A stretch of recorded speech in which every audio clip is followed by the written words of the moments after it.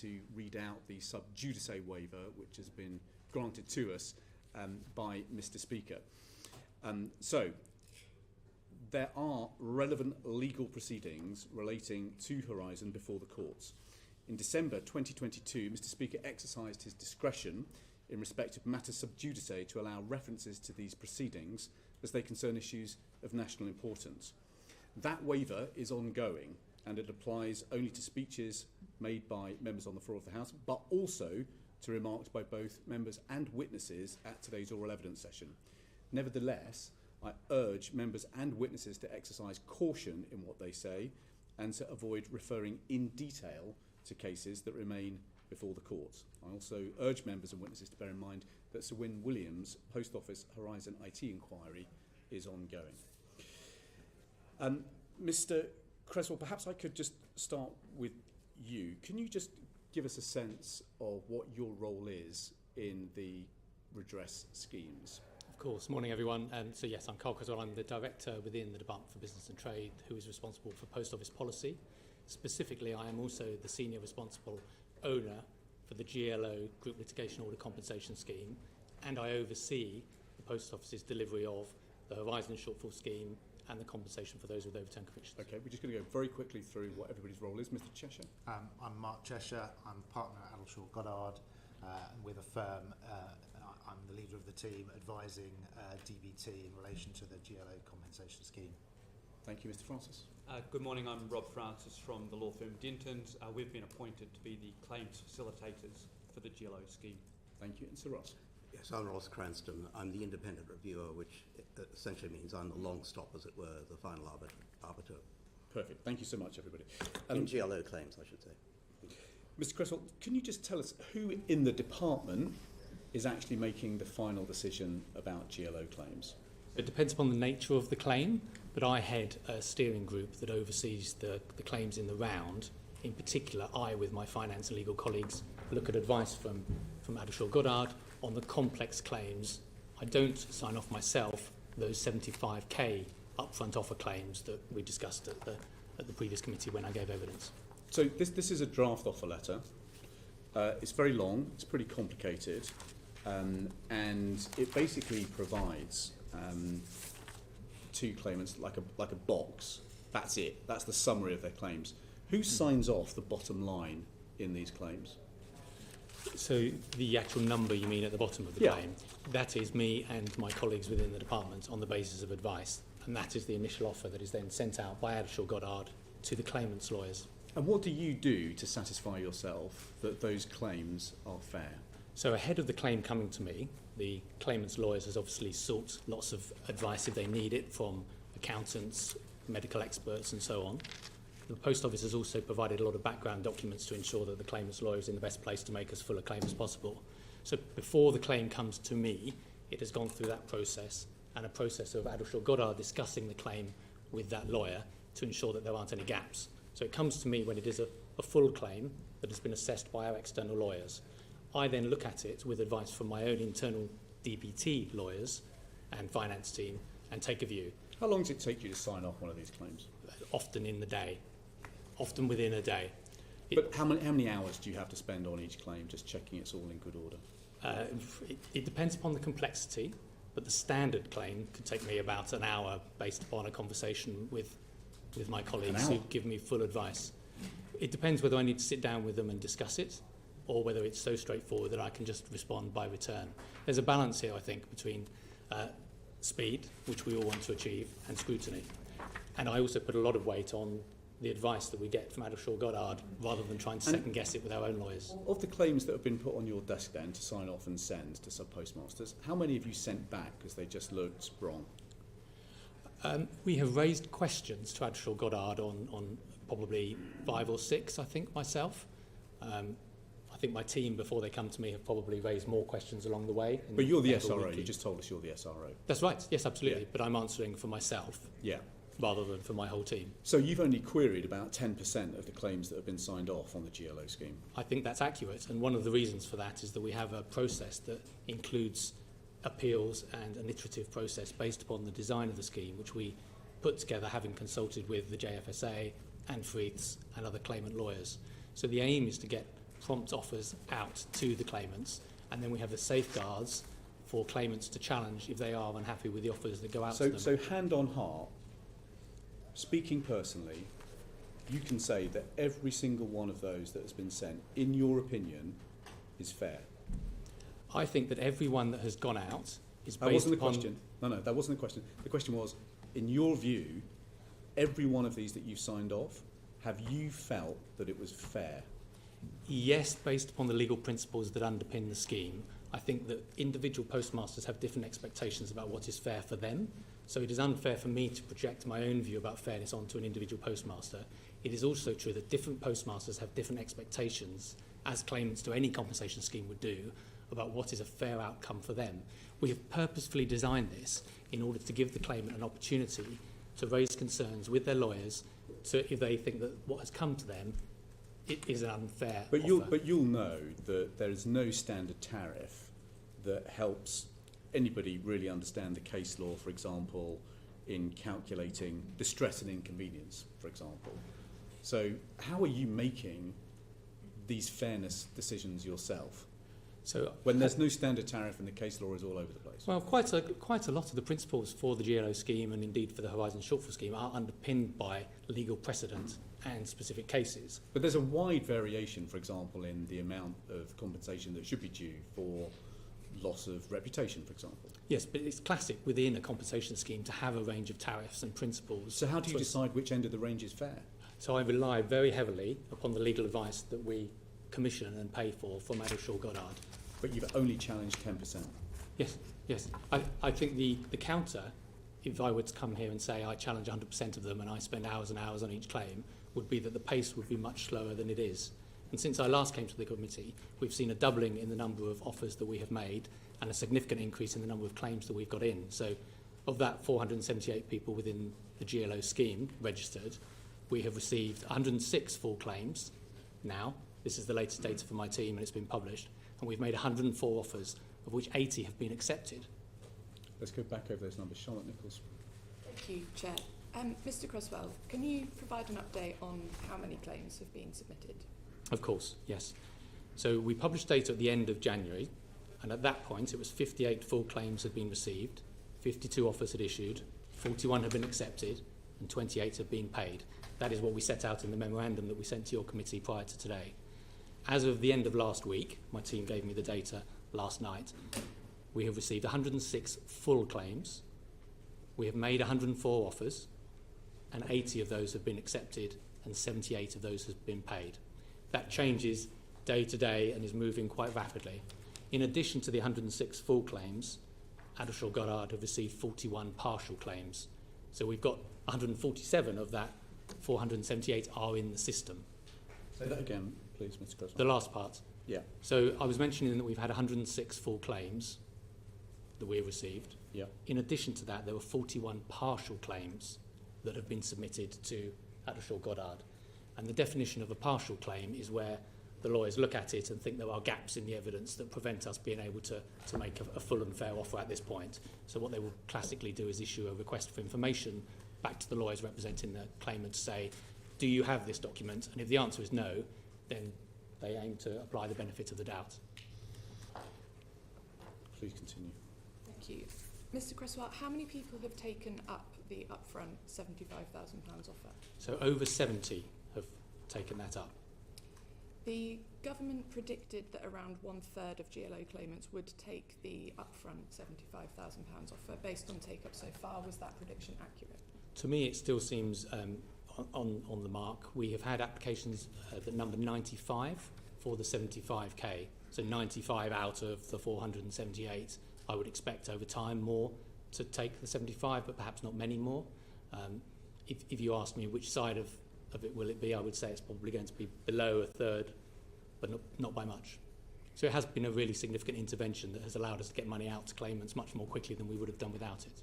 So has the ability to make upfront offers allowed the department to transfer processing resources to other more complex cases that require a full assessment, in your view? Absolutely.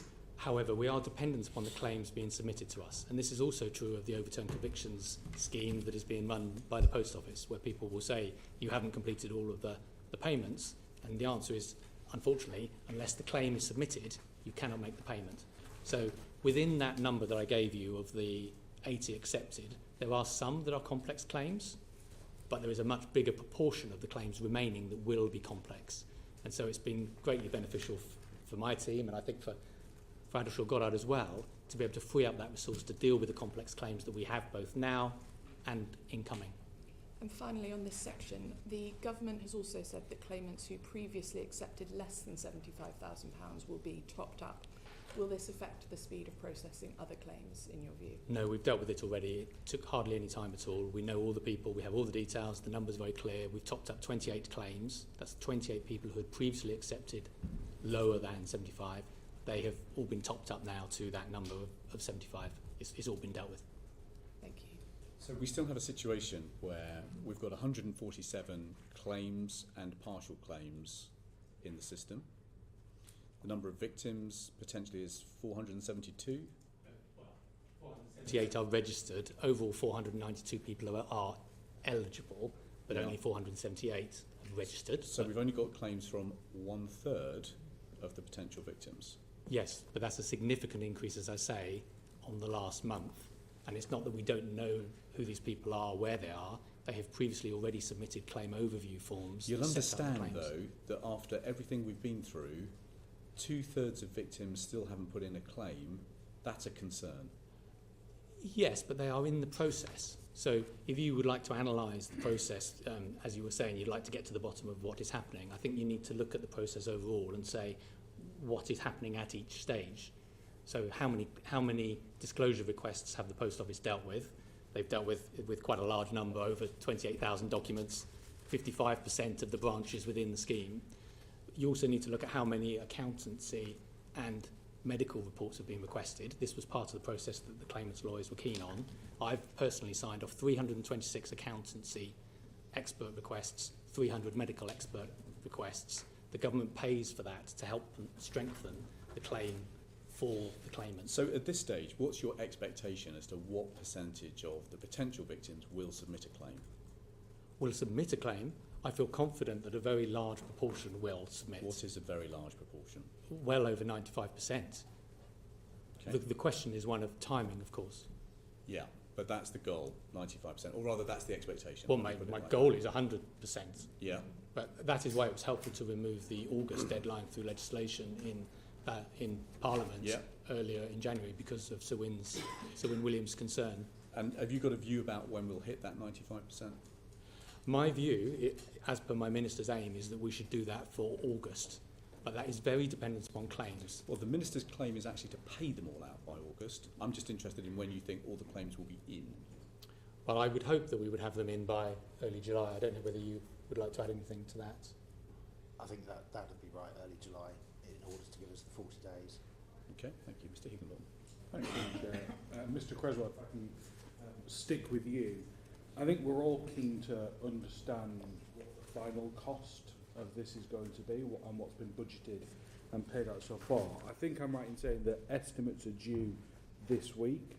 So could you update us on the estimated total cost of the Horizon scandal, including how much has been spent so far and how much is budgeted into the future? So overall, the provision that's been set aside for us to access from the reserve, Treasury's reserve, is around £1 billion. That's the total cost of compensation. I just want to check this because in the letter from Mr Reid to me, it says 1.2 billion. It is slightly over 1 billion. I don't quite recognise 1.2 billion. I can write to you to clarify that difference, but broadly speaking, £1 billion is that expectation. Now, of course, that is dependent upon the number of convictions that get overturned, and this is a point that seems sometimes to be misunderstood because people compare the £160 million that has been paid out so far to 2,700 claimants with the £1 billion. There is no way that we could have paid out £1 billion by this point because it is modelled on how many convictions are overturned. The government step recently, as discussed in the House yesterday, to overturn lots of convictions through legislation will enable us to do that, and I personally think that we will end up spending more money on compensation overall than that £1 billion figure that was modelled at an earlier stage. How much more? I don't know for sure, and we are discussing that with Treasury. And this is all taxpayers' money? Yes. every penny of it comes from normal taxpayers. It is not coming out of a separate post office pot of money that they've made. This all falls on normal taxpayers. And so you can understand why there is some nervousness about not knowing the full figure. Yes. So one point of clarification, within that figure, there was a contribution that the Post Office made up front for the Horizon Shortfall Scheme. The government asked it to, put forward a proposal to sell its telecoms business, which it did, and it used the revenue from selling its telecoms business to cover the costs of the Horizon Shortfall Scheme. So that part of the costs of the Horizon Shortfall Scheme, and then government has taken on the cost. So I think within that 1 billion, part of that came from Post Office selling its telecoms business. Do you think it's appropriate for the Post Office to pay bonuses to its executive team whilst the taxpayers footing that bill? I absolutely think that it is right for the Post Office to pay bonuses to its executive team. That is a classic part of what you would expect from a public corporation. The question that has been debated quite hotly, including within this committee, has been whether it was right to pay bonuses on the back of a misstatement in the accounts and a view that Sir Wynne had endorsed the executive team's performance in relation to the inquiry. Was that appropriate? No. But I'm talking about moving forwards. Do you not think that bonuses should be tied to performance on doing justice by the postmasters and sub-postmasters? So if the timelines aren't hit, or it goes over budget because the post office haven't properly dug into their records, would it be appropriate to pay bonuses? So I think it would be good to have a mix of different objectives that link to bonuses for a company such as the Post Office. Obviously, there are postmasters around the country delivering services day in, day out. So to skew the target solely towards redressing the past would be a misjudgment in my view. But including that within the basket of indicators that drive bonuses, that seems very sensible to me. If I could just change track very briefly. There's been lots of reports that ministers and officials have asked that we go slow on compensation payments. Is that your understanding as the official in charge of Post Office policy and Horizon? You would have thought that someone would have mentioned it to me if that were the intent. Not at all. I worked very closely with Sarah Munby. She and I worked with Treasury to secure the funding needed for the schemes that I've mentioned, the overturned conviction scheme, the GLO compensation scheme.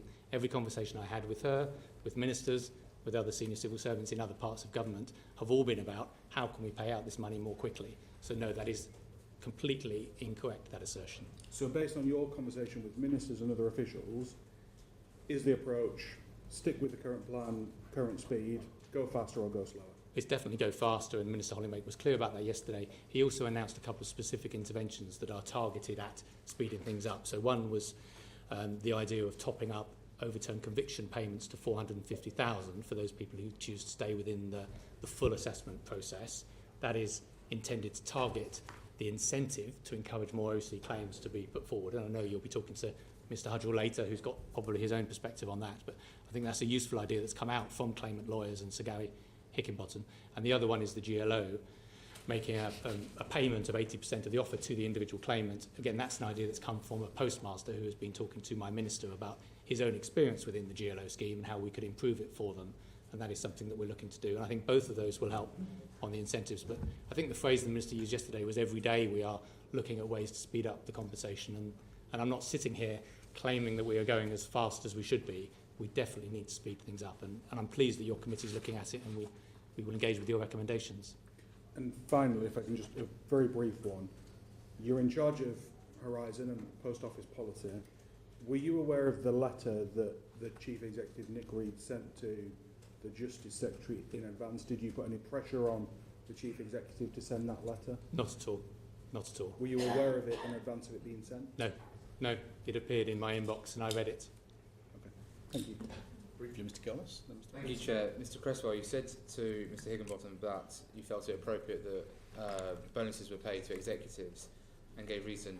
Mr. Reid told this committee that he accepted the Post Office had not known since 2005 where the shortfalls that were paid by victims of Horizon, the sub-postmasters and postmistresses who sold all their assets and belongings had gone, had been lost in the accounting of the Post Office. How has the department addressed that, and do you still therefore believe that it's right the taxpayer picks up financially when bonuses potentially being paid with the shortfall funding from sub-postmasters and postmistresses themselves?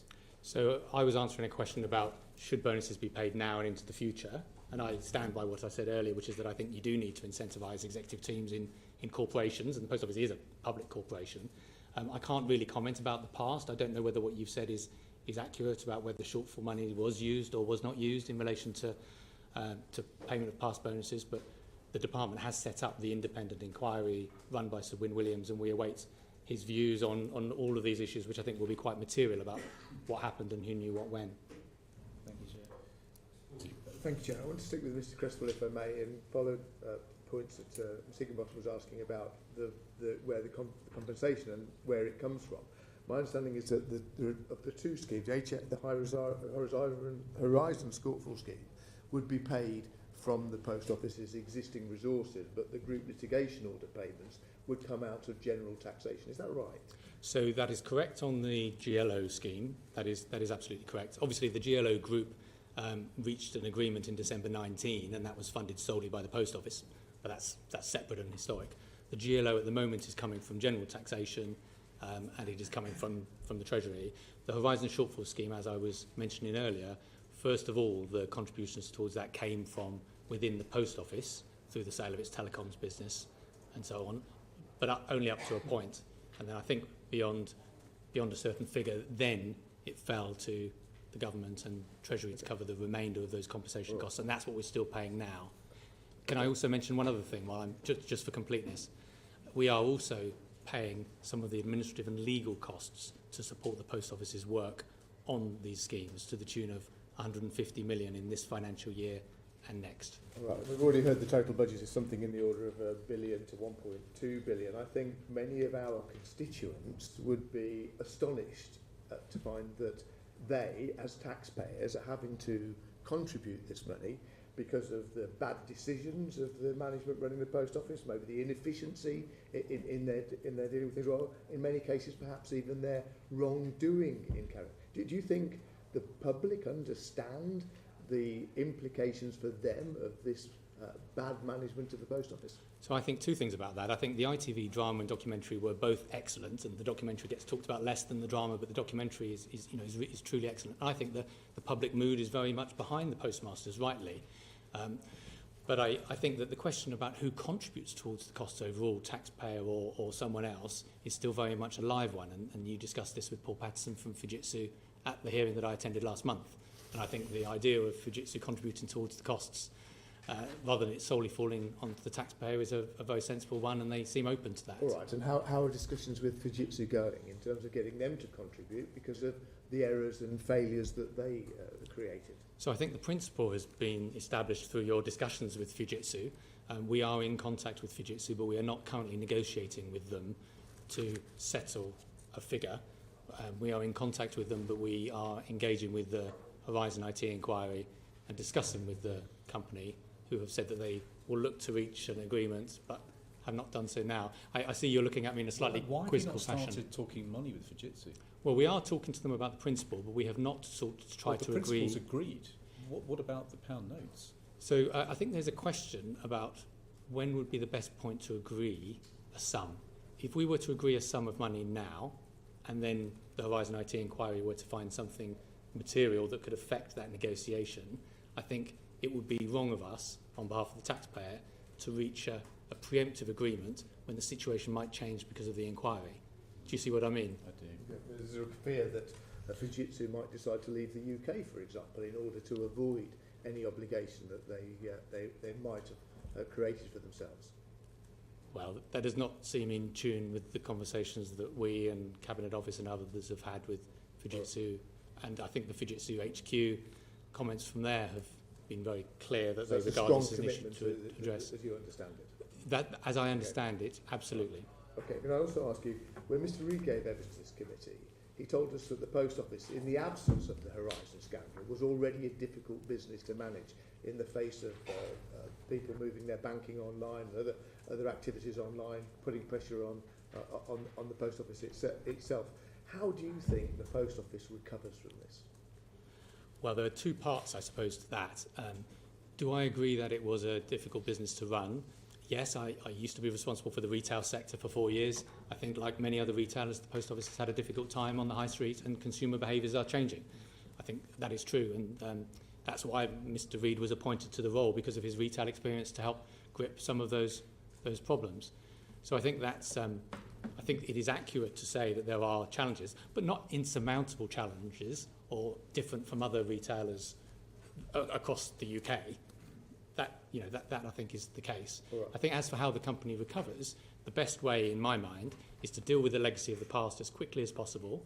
The brand is still strong from what I have seen across the country. So I think the post offices are loved thanks to the work of their postmasters across the country.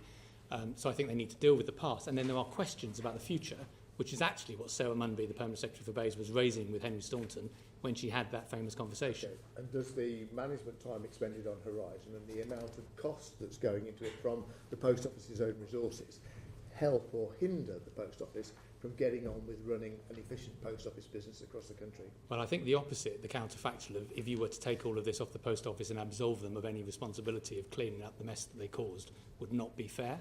The government has put in extra money, 150 million, as I say, to support the company to ensure that it does not erode the core business. But my view has always been, and I think of ministers too, that the Post Office has a responsibility to help deal with the legacy of the past. Okay, thank you.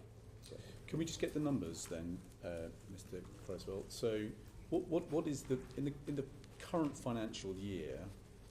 What is the budget for redress for the Horizon shortfall scheme? I'm afraid I don't have those statistics to hand. Okay, GLO compensation scheme? Well, that is very dependent upon how much money we pay out. So far we have paid out £34 million. And if we so what have you said to Treasury about how much you expect to pay out on this scheme? Across the whole of the... No, just on the GLO compensation scheme. Yes, but I mean, do you mean within this financial year or across the two financial we years? We can have both if you like. So across the two financial years, our estimate is over 100 million. Over 100? Yes. Yeah. Yeah. Okay. As I say, we've paid 34 million. The Treasury does not tie us to very fixed amounts that have to be spent in each financial year, because that would be a break on spend. So we have that flexibility because we're drawing from the reserve. So if we could get that 34 million paid out so far... you've got end-year flexibility, basically. Exactly, but end-year flexibility in the sense that we can bring forward spend. And overturned convictions, what's the forecast for that? So £35 million has been paid out on that so far. Yeah. And I don't have a forecast here for that overall. Right. There was a provision set out in the Bays accounts that totaled 600 million. Okay. You've got estimates from your department being produced this week, and currently, when we look at public information, it is almost impossible to detect exactly how much budget is being provisioned for which scheme and whose budget line that lives on. Okay. Can you write to us this week to set that out clearly? Very happy to do so. We wrote to you in November via the Minister, and that set out quite a lot of these points. Hopefully you've seen that letter. But we have seen that letter, but I'm afraid it doesn't provide clarity over how much budget is provided for each of these three schemes in which financial year. I'm very happy to do Parliament that this week. Would like that information. Of course. Mr. Lavery. Thanks very much. The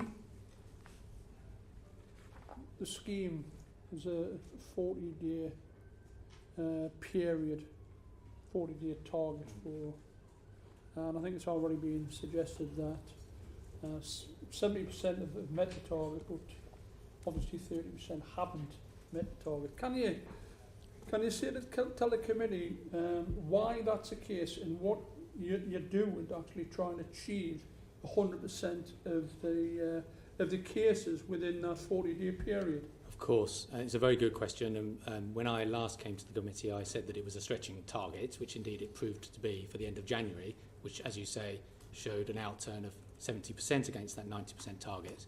We never aimed at 100% because we recognised that some of the claims are more complex. That was the target that we set. I asked my team for the most recent data yesterday, and we have now moved to 85% against that 90% target. So we're still failing, but we are closer to the target now than we were. And I think that reflects the fact that early on we were getting some of the processes up and running, and some of the early cases, some of them quite high profile ones, I think have legitimate reasons for saying that their claim took too long, but we are now speeding up quite significantly. So what are you doing to improve that? Well, we've already taken quite a few steps. What are the steps? So the £70,000 has been very beneficial, I must admit. That has allowed us to get payments out very quickly.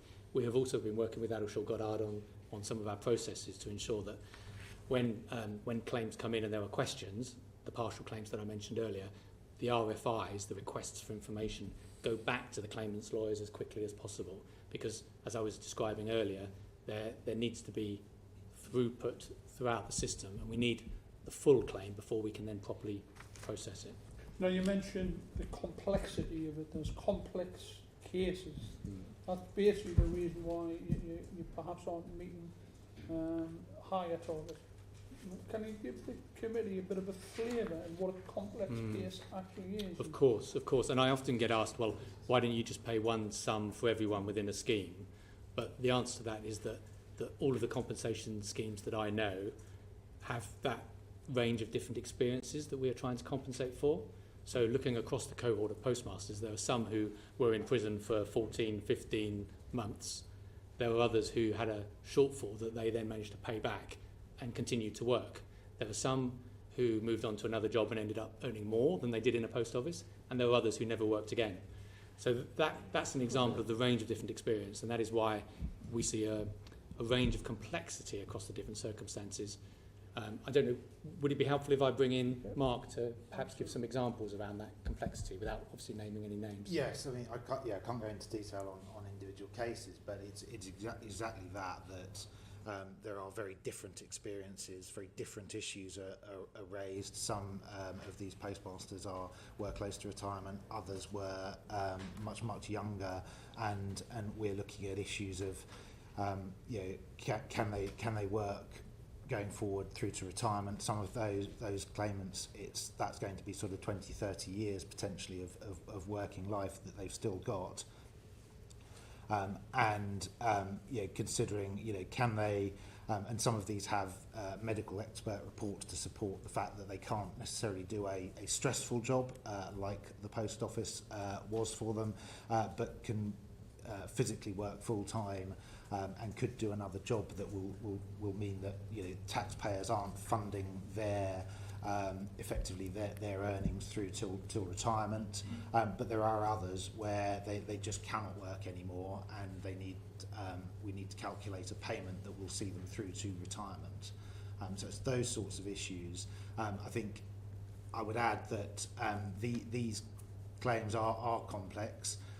I've worked on a number of schemes and arrangements where we're looking at compensation from PIP breast implants, where that's fairly simple. There's no medical evidence required, no forensic accountant required, right through to some very complex pharmaceutical damage claims that were settled with involvement from the Department of Health, where you've got a lot of medical evidence required, a lot of scientific evidence required, and those processes all take time.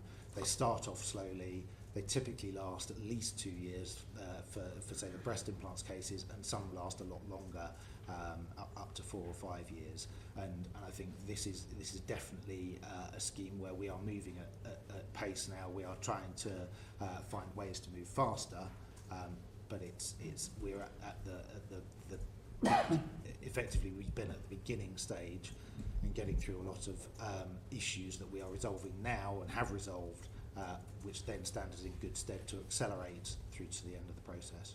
I'm not sure if that's a really good analogy, comparing the post office compensation claims to breast implants. I'm not sure if that's really what we should be doing here today, to be perfectly honest.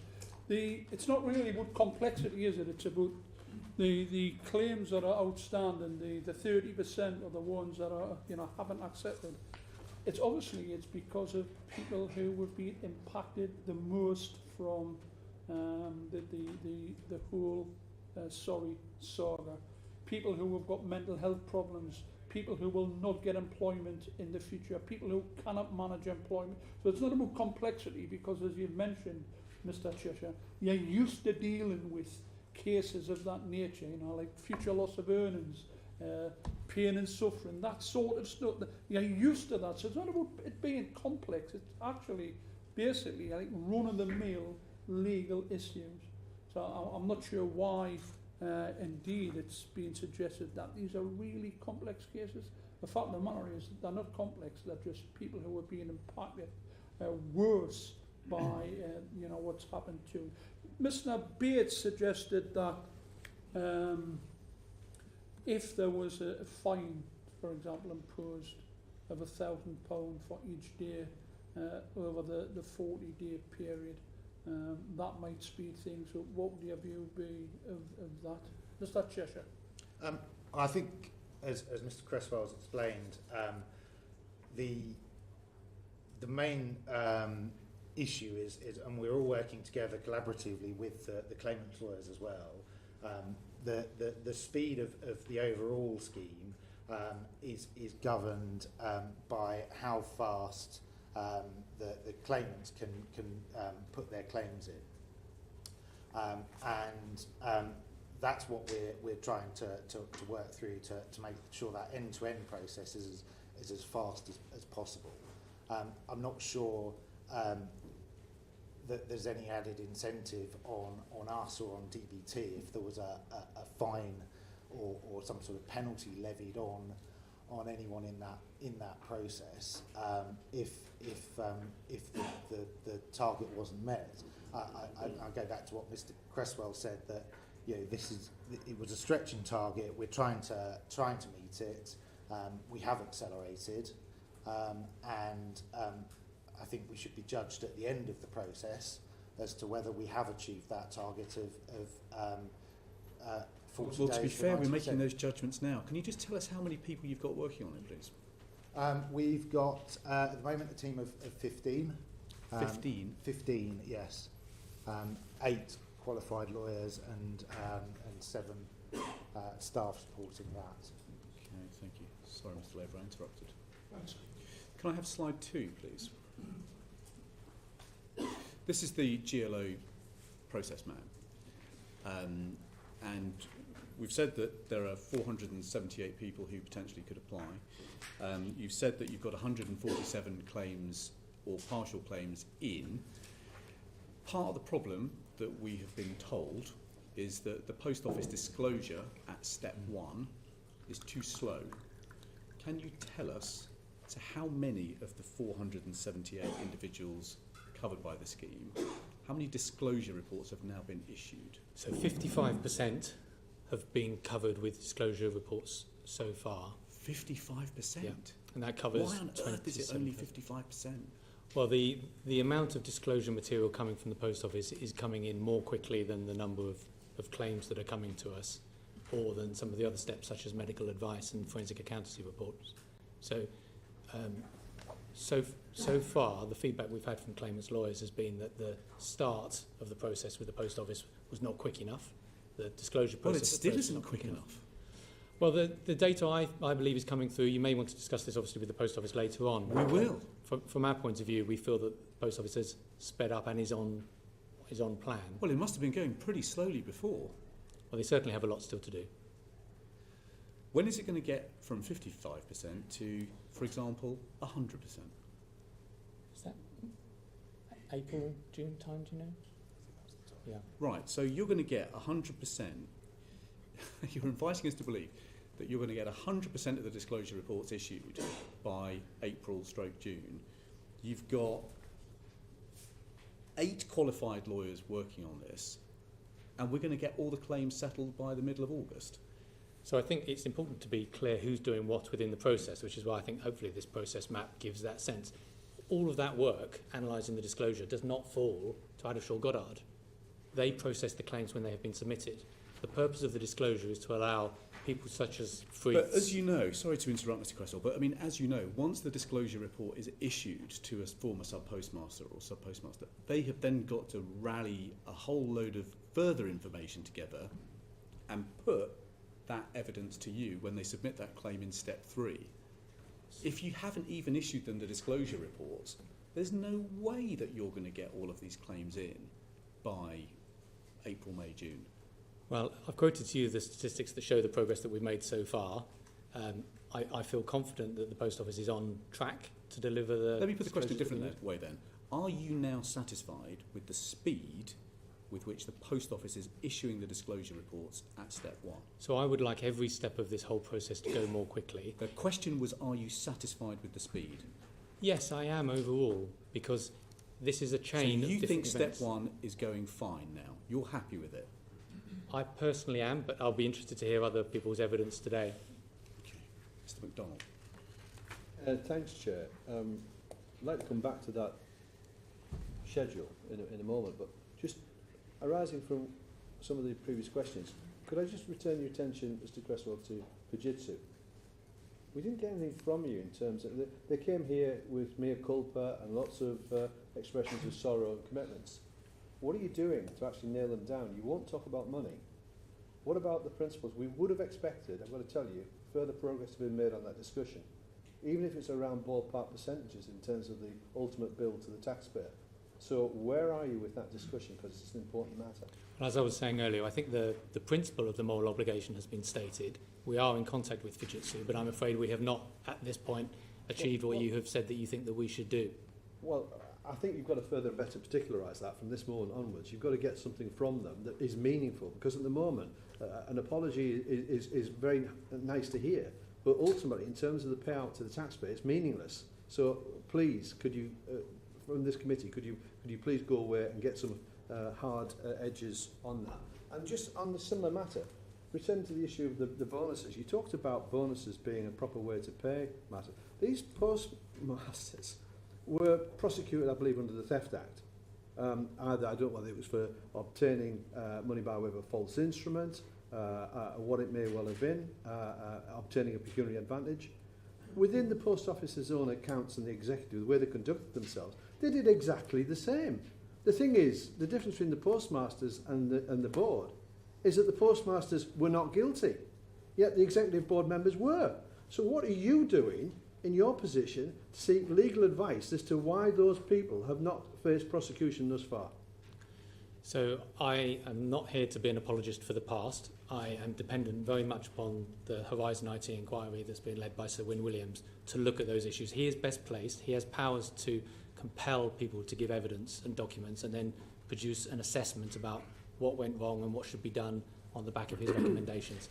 My focus is, because I'm responsible for overseeing the Post Office now from a policy perspective, is on what the targets are now and going forward.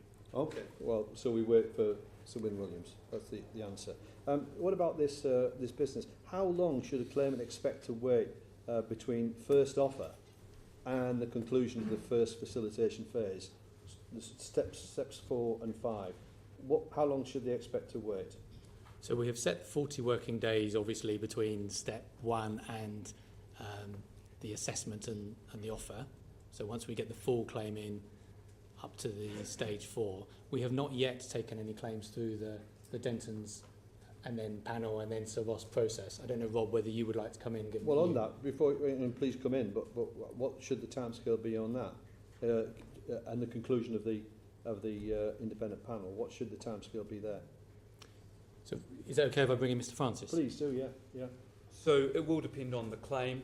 Obviously, there are more complex claims that will require a slightly longer period for negotiations, and we'll assess on a case-by-case basis. But broadly speaking, for step 4 on the slide, I'd estimate about 5 weeks. Sorry, that's step 5. But we're reviewing it throughout that 5-week period. Some cases will be close to the parties agreeing terms. Everyone will be relatively content, and we'll be able to settle those quickly. Others, it will become clear they need to go through to the independent panel because the parties are too far apart. So 5 weeks there. What about independent panel to independent review? So broadly speaking, I would say for the independent panel, that's likely to take around, well, from the start of the claim being submitted, you're likely to talk up to about 6 months to the end of the first panel. But the intervening steps for that, you have the facilitation, it then will go to the panel for a preliminary review, and that preliminary review will then help the parties see if they can agree. So, Mr Francis, did you terms. say 6 months? Yes. But those stages are the 40-day period for the offer, a facilitation period where we're running sessions, trying to get the parties to agree terms. And I would expect a lot of these claims will settle at each of these stages. We'd then have a preliminary review from the independent panel, again hoping that we can get the parties to agree settlement terms before a binding decision is is reached. So around 40 days has now gone into 6 months. Have I got that right? No, sorry, that's not what I'm saying. I'm sorry. What I'm saying is that the 40 days is for the offer. Yeah. Then there are a number of subsequent stages, and we would expect the vast majority of these claims to be settled. But if your question was at what point we get a binding decision from the panel, because we would have all those stages going Well, through. you see, if it is going to drag on, isn't Alan Bates' suggestion a good one in terms of the 40 days to get to first offer? Because it wouldn't have concentrate the minds, wouldn't it, if it was a £1,000 pound a day penalty to get through the rest of the phases. If you were late getting to that point, it would put the principles of incentives into this timescale. Has he not got a point? May I come in on that? I mean, I don't think there is a problem with the 40 working days target at the the moment and our performance against that. I would like to take away that point about... Well, there is, you're not achieving it.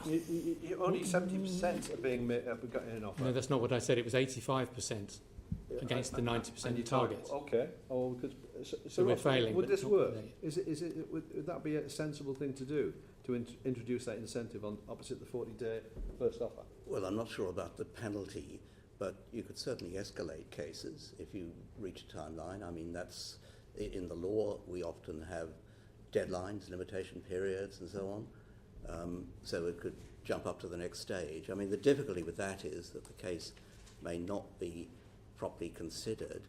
But could I just say that from the point of view of the panel, and I spoke to the 3 leading cases the other evening, and myself, we're ready, willing, and able to deal with cases, but we haven't seen any.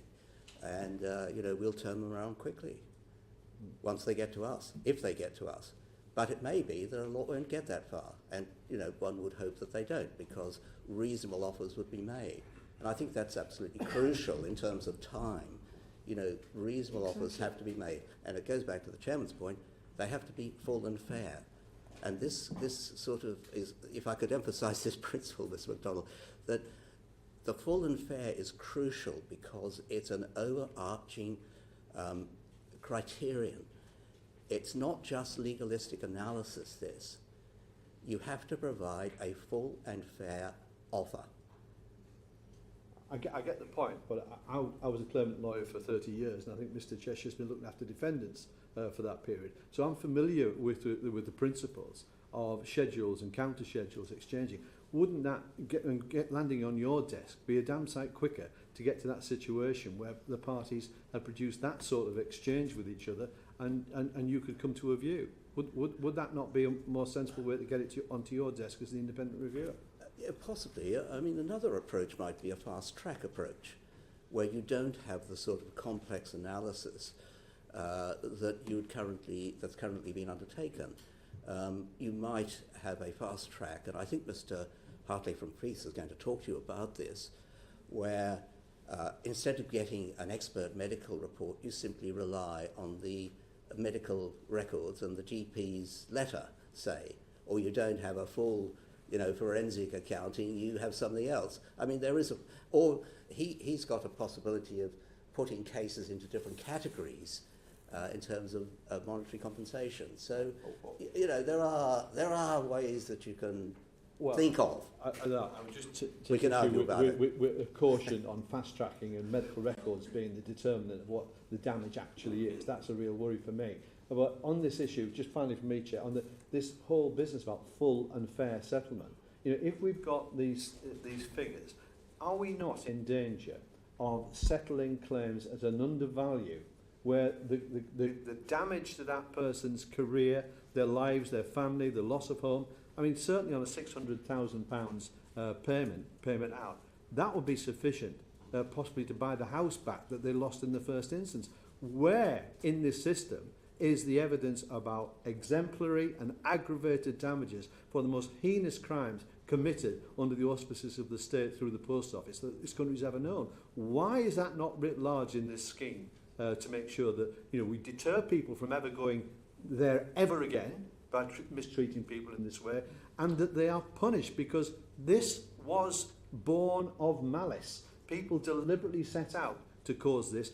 That's what's caused the outrage in the country. Where is the reflection of aggravated and exemplary damages in this scheme? Well, I would come back to full and fair. because it's not simply what the calculations will produce in some cases. It's full and fair, and it takes into account all of that. And that sort of approach, I mean, that was the approach that I recommended and was adopted with the Lloyd scandal, the HBOS fraud scandal. It's the sort of approach that is adopted with the blood inquiry, the contaminated blood. In these sort of cases where people have suffered huge harm over a long period by wrongs, there's something more than simply coming up with the calculation, which you would have produced as a claimant lawyer in your schedules. In some cases, full and fair means going beyond that. Thank you. Thank you, Chair. I just want to very quickly check a couple of figures that haven't come out, I don't think, yet. So, Mr. Cresswell, how many claimants have rejected their first offer? At the moment, we have 6 claims that are rejected. Obviously, previously there was a number of 9, and then people agreed to, so it goes up and down. But the latest data I received from yesterday was 6. That compares to 80 who have accepted. Right, okay. That doesn't mean that all of those will go all the way through to SOROS, of course. No, I understand. Thank you. And Mr. Francis, how many claimants are in the first facilitation phase? At the moment, Yes. we have the figures that were mentioned in the sense of everything that's come through with the first offer. So we have those. I'll come back to you on the exact number for the first facilitation period. Thank you. Okay, thank you, Chair. Ian Lavery. Thanks, Chair. I would wonder if Mr. Cheshire could explain why there might be a case why an individual claimant might think that the offer they've received isn't acceptable. Can you give a flavour of that? Yeah, I think I can. I think I mean there's essentially there's 2 elements that we're looking to compensate. One is the sort of financial loss, which is relatively straightforward to calculate. It's the the shortfalls they have to repay themselves. It's losses resulting from that. It's losses resulting from any suspension or termination of their employment, and any losses that their associated businesses suffered. That's a monetary calculation, and that's relatively straightforward. The more difficult element to value is the compensation for personal damage, personal injury, loss to reputation, harassment, and distress and inconvenience. Those sorts of elements where it doesn't necessarily translate in any sort of human sense to a figure, but we have to come up with a figure. The law has to come up with a figure as a proxy for that distress, inconvenience, damage. And there we're looking at case law, at things like the Judicial College guidelines on general damages for personal injury. There's a wealth of sort of information out there that you can use to compare your claim to, and we look where we can for analogous cases either within the scheme or outside the scheme. And I think sitting in a claimant's position, there will be times when you will be disappointed with what the sort of totality of what you went through is given a crude number, and that's unfortunately the nature of how these claims work. It's how claims work going through the courts, and it's trying to translate that one thing to the other, and it's comparing apples and oranges. May I just add something on the back of that? Is we have had some feedback from a claimant who was dissatisfied with their offer, that it would be helpful if there's a big difference between claim and offer to spell out the reasons in more depth. So that is something that we are implementing and doing, because we recognise that just receiving the numbers without proper explanation of that difference can be immensely frustrating for the individuals. So we are looking to improve some of those communication points. It does seem that there's people who have received claims, received offers, a lot of people believe that absolutely derisory compared to what they went through, which you've explained, Mr. Cheshire. Lots of people cannot work again. Lots of people lost every single thing they had. People lost relations. People lost their husbands, suicides, and you know, to receive a derisory offer at this stage is absolutely unreal. You cannot imagine how these people must feel. Anyway, I'll not get into any individual cases, but there have been high-profile cases where high-profile individuals have been made the offer and believe that the offer is approximately 20% of what they thought it should be deserved. So there's huge issues on that. How can they be reconciled? I think it's, I mean, I know exactly which case you're referring to, and so it's very difficult for me to comment on that.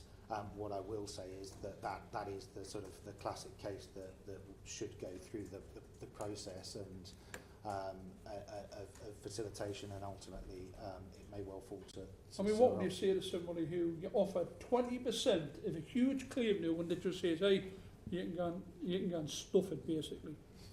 This isn't acceptable. After what we've went through, what reaction would you have to somebody who took that sort of, who responded in that way? Because, hey, listen, these people are hurt, you know. It's destroyed their families, you know. It's destroyed everything they ever had. These are people who worked hard. They weren't paid a fortune. They invested in the post office and were treated really, really badly. And to think that compensation after all these years is coming forward, and then for it to be so derisory is an absolute insult. That's what it is. It's not trying to give them the finances which they might need to draw a line under it and move forward. Quite the opposite. It's a huge kick in the pants. How will you deal with that? So may I come back in on that, and then you might just briefly, because I'm going to bring in Douglas Chapman. Okay. Well, I would say I'm sorry for any impact that we've had on people who feel that the offer through the GLO scheme is derisory. The stats I gave you earlier show that 80% of the offers have been agreed. I think we shouldn't necessarily be judged by the ratio between how much was asked for and how much was offered, because a lot will depend upon the approach taken and how much has been requested by individual Nevertheless, claimants. I think it would help the committee if you could provide us with a spreadsheet of anonymised data that set out, first, how much was claimed, second, what was the initial offer, and third, what was the final figure agreed where agreement has been reached. Is that okay? I think that sort of data would help your analysis, so I'm happy to take that away. Yes, obviously the anonymisation is important for the individuals, but you wouldn't expect to see exactly. I wonder if Sir Ross could answer a very simple question. You know, as well as being the reviewer for the GLO scheme, you've told the Compensation Advisory Board about fundamental issues with the Horizon Shortfall scheme. Can you tell us about these issues? What I discussed with the advisory board was whether the HSS award should be reviewed along the lines of the Lloyd's inquiry I did, which was enormously complicated and took time and money. I said maybe the best approach is to have an appellate system like the GLO system. And so I recommended that. I mean, we haven't got time to go into the details. I understand from what the Minister said yesterday that the Department's giving serious consideration to that. So that would allow HSS people who are unhappy with what they got to go through this sort of process that we've got in GLO. So you'd have a panel, come to a panel, and then ultimately to a reviewer. Could I just say back to Mr. MacDonald, I should have said that there is a provision for exemplary damages where there's a prosecution. I should have mentioned that. So Ross, could you see is there any barriers for claimants basically in the scheme's guides and principles which probably make it extremely difficult for claimants to claim the compensation which they think they rightly deserve? Before I signed on the dotted line, I made various recommendations to change the principles, and to give the department credit, they did change a lot of them in terms of full and fair. They put that right up the top. There were other changes in terms of my role, which was expanded. One thing I'm not too sure on whether it's being taken forward is more transparency. Now, this is where it comes back to you in a way, in terms of providing information to you. I mean, I think that's important. The transparency is very important. I think Mr. Crystal's nodding there, so maybe that's a lesson that can be learned from what Sir Rotters said. Yes, I agree. Yeah, thanks very much. Just on the back of previous question, Sir Ross, I mean, you mentioned about the statement that was made yesterday in the House. I just wondered if there was anything within that statement that you thought would help speed up and move things forward in a positive way. And, you know, do you think that the Minister can actually deliver on some of the promises that were made within the statement as well? Well, certainly the fixed sum offer and putting that up front is very valuable. But it all comes back to making good offers to start with, coupled with possible procedural changes. I mean, one of the recommendations was that issues of principle should come to the panel and then to me. That doesn't seem to have happened. There are issues. I mean, I think Mr. Gullis raised an issue of principle, which might be a general issue of principle, affecting, you know, other people, generic cases. So there are a number of procedural changes which can be made. I mean, what the Minister said was, of course, was welcome, but it was high level, and he said he was taking away a number of things as well. So, you know, we watch and wait for the Department to consider it and for the Minister to make another statement. And more generally, the Post Office has been, you know, involved in all these matters right through right through from, you know, redress and compensation and so on. Should the Post Office itself be taken out the whole mix so that, you know, we can actually have a completely independent look at what the you know, the compensation scheme delivers? I mean, that's got nothing to do with the GLO scheme because the Post Office is not involved. But of course, the advisory board has recommended that, and they think that that's a way forward. Very brief, Mr. Gullis. Thank you, Chair. Mr. Cresswell, a lot of obviously speculation has been in the media regarding Henry Staunton. I just want to quickly ask you, someone who's in the department, were you under the impression that people would resign if Mr. Staunton had not been removed from the office? Yes. From the post office? Yes, I was told that explicitly. By a number of individuals or by just one? By one individual on behalf of two members of the board. So the complaints about Mr. Staunton's behaviour came to me, and I had a phone call with Mr. Tidwell, who's going to give evidence to you later. He is the senior independent director on the Post Office board, and his job is, among other things, to hold the chair to account.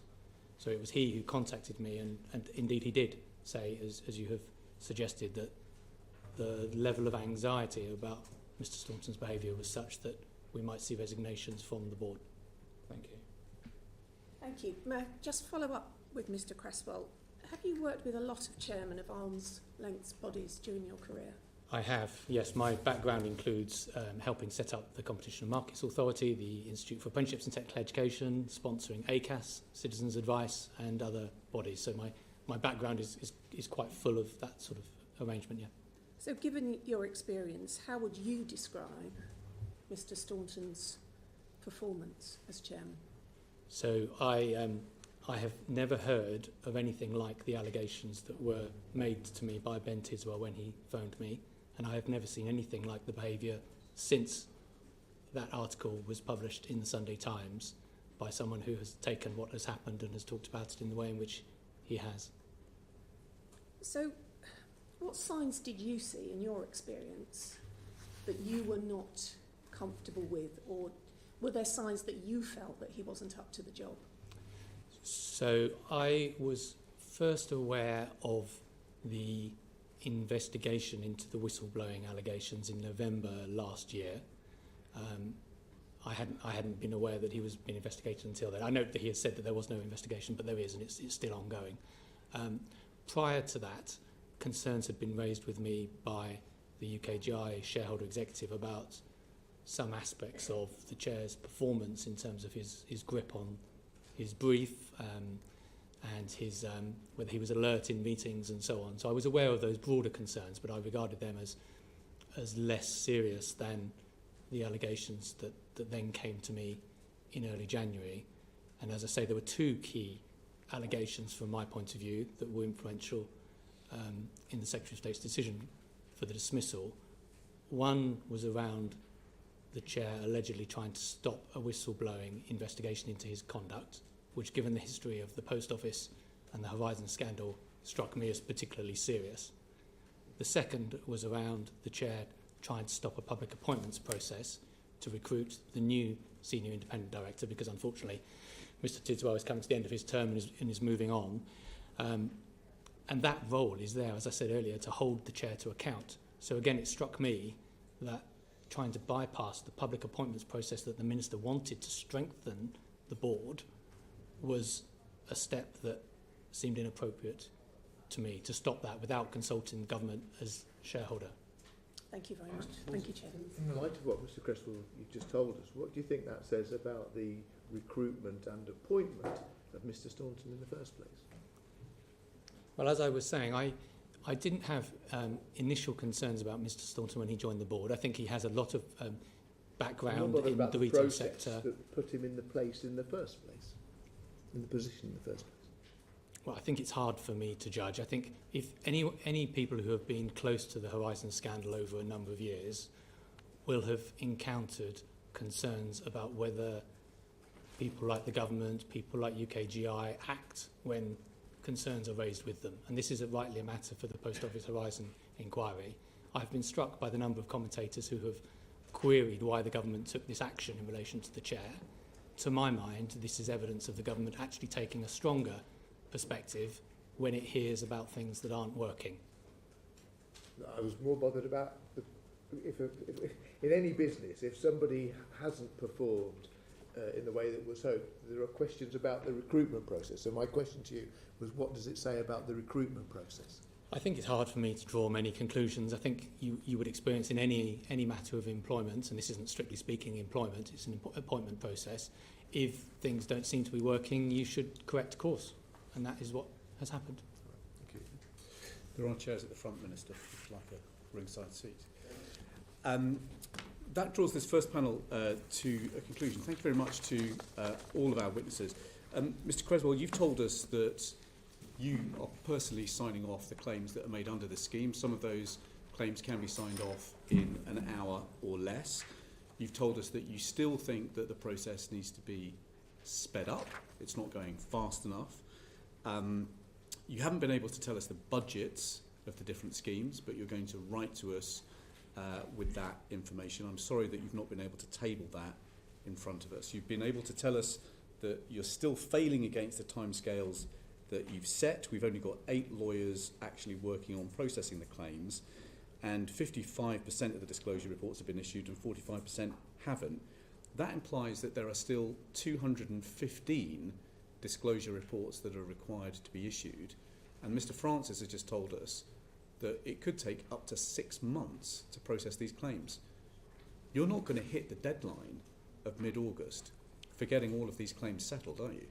I would like to go away and work on that 6-month date with Denton's, because as Sir Ross was saying, I don't see a reason why it should take that long, and fast-tracking some of the questions of principle to the panel and to Sir Ross should allow us to move forward. So my current assessment is that we should be able to hit August with a fair wind, but there are a number of factors outside of our control, and you are right to identify the pace of disclosure as you an issue. cannot guarantee us, absolutely guarantee us today, that mid-August deadline will be hit. And that is why the Minister has described it as an aim. And that we also took steps, didn't we, through the legislation to remove that hard deadline. But you cannot guarantee us that mid-August will be the end of this for the GLO applicants. We are doing everything we possibly can That's to hit not that, the question. but I cannot... I know you're doing everything that you can, but you cannot guarantee mid-August. No. Thank you. That concludes this panel. Thank you very much indeed to the witnesses. Order, order. The proceeding is currently suspended.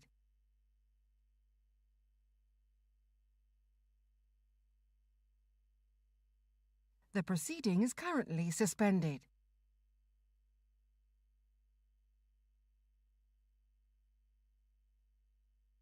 The proceeding is currently suspended.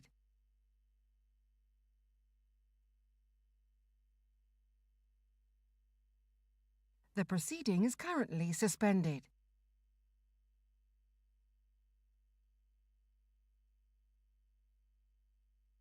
The proceeding is currently suspended.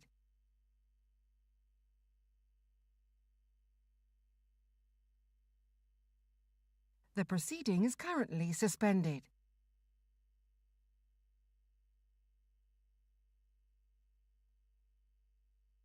The proceeding is currently suspended.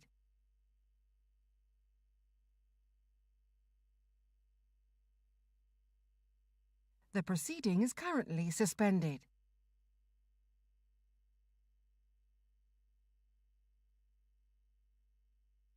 The proceeding is currently suspended.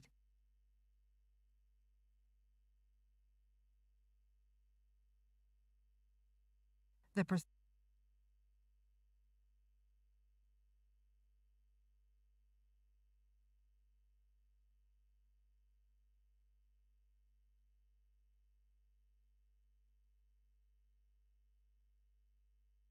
Department for Business and Trade Select Committee inquiry into how we deliver faster and fairer redress for the sub-postmasters who suffered one of the biggest miscarriages of justice in British history. I'm delighted that you've been able to join us today.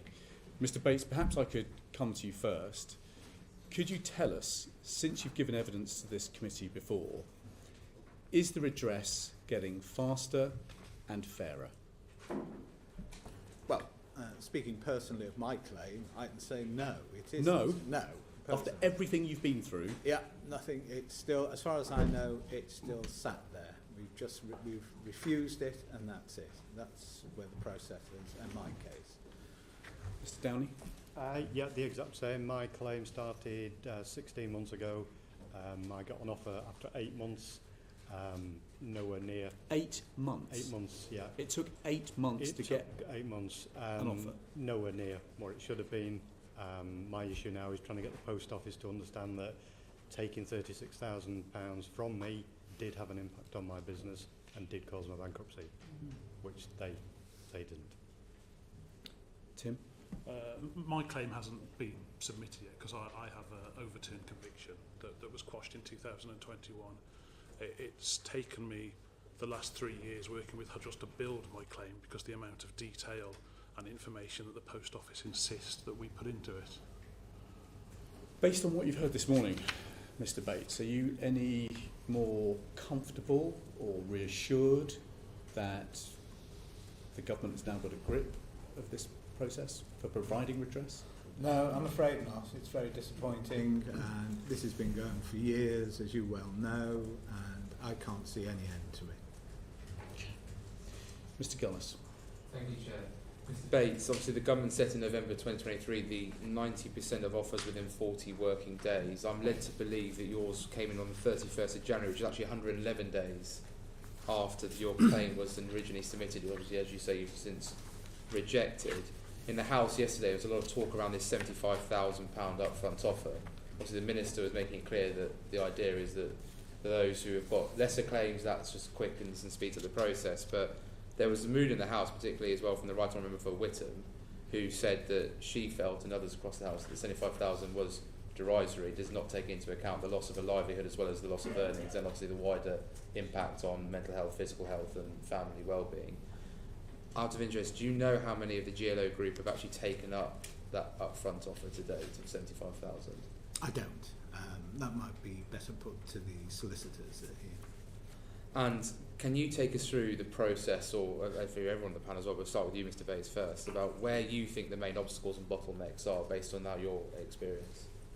Well, the initial one, obviously, was disclosure by Post Office and the failure of them to disclose. Documentation, because that's that's held up the whole thing. I mean, what's frustrating about that is that when the Minister first announced in, I think it was March 2022, about this scheme being looked, Post Office already had the names of every single individual that they had to do disclosure on, but they didn't do anything, to the best of my knowledge.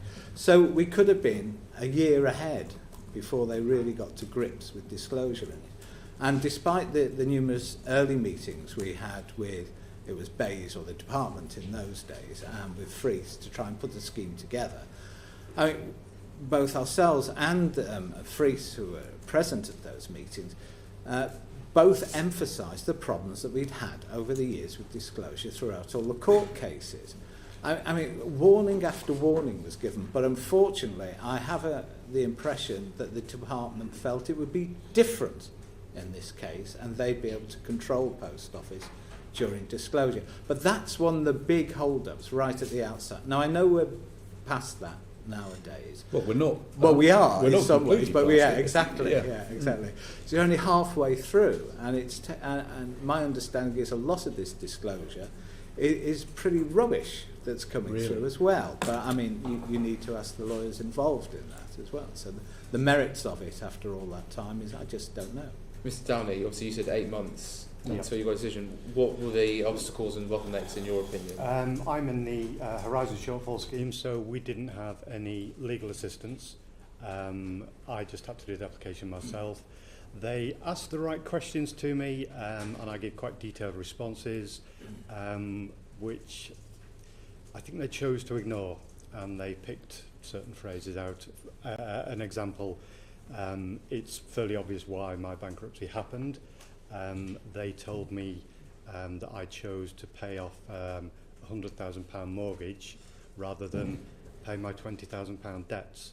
Well, that's just not the case. I didn't have a £100,000 mortgage. I rented a home, and my debts were double, nearly 50,000. So where they got them figures from, I have no idea. So quite distressing to, one, have figures thrown at you that you certainly don't recognise, and secondly, really to still continue to treat you as if with suspicion and caution. Absolutely. It's like they admit they've wronged, but they don't want to pay the compensation. And Mr. Brendel, obviously you've had your conviction overturned, as you said earlier, and obviously now going through an extensive process. Just again, any obstacles that you're facing? Just the amount of detail and evidence that Post Office are insisting we have to provide. If you compare it to perhaps what's been announced recently, where the government's going to legislate to overturn the remaining convictions, and those people can sign a letter and receive £600,000 within days. I've been building my claim and having to provide this level of evidence and details for 3 years, and it's taken us this long. 3 years? Yeah, since my conviction was quashed in 2021. Can I ask what assistance to any legal advice you were able to receive, or have you had to do that all independently of yourself? It's all been done through Hudgels. And obviously, unacceptable 3 years, 8 months, and yourself, Mr. Bates, with everything you've been through, and obviously made yourself very high profile, rightly so, in taking this forward. Obviously, the current government's statements about the forthcoming legislation does not propose any measures for members of the GLO group. I was just keen to understand, do you think that's a mistake in your opinion? I don't know what you can do other than remove the whole scheme away from government itself, or certainly the department, and try and do it elsewhere. But I mean, we keep coming back to this time after time after time. Pay people. There's a lot of distractions, a lot of other things are brought up, thrown up all the time. But just get on and pay people. And I mean, we've heard figures this morning, given perfect examples of how long it is going to take. There are people refuse to give deadlines now because they can't meet them. I mean, that suggestion that I put in, I think, earlier about paying people £1,000 a day, or them being charged £1,000, that is actually compensation, and that should go to the actual claimant involved.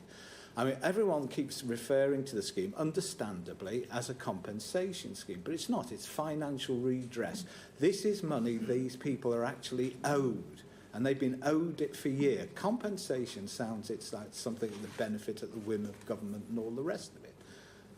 Let's get it right, and let's really push forward on that aspect of it. And with the Post Office, obviously, all three of you have said that the evidence approves still, that even though they've acknowledged this is one of the greatest miscarriages of justice that I've certainly ever lived in through my lifetime, and I think well beyond that.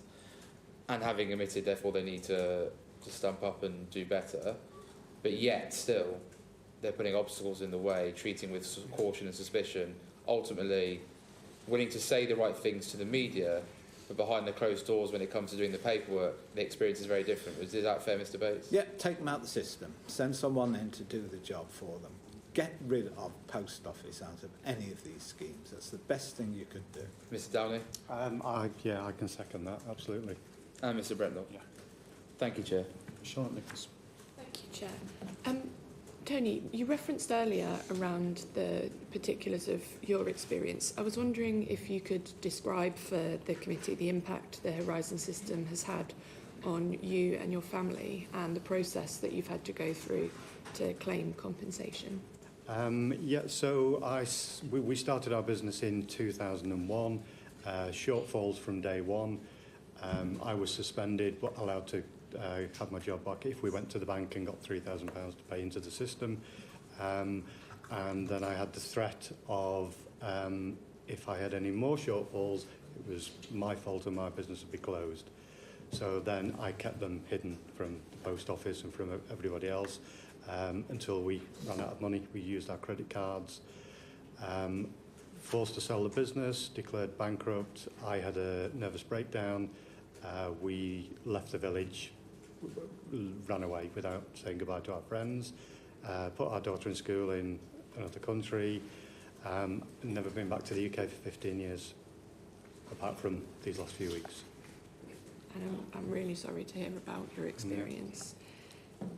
In terms of the process for claiming compensation for what is an absolutely hideous experience that I don't think any of us would wish even on our worst enemies, how has the information requested from you, the design of the form and the waiting stage at different stages within the process had an impact?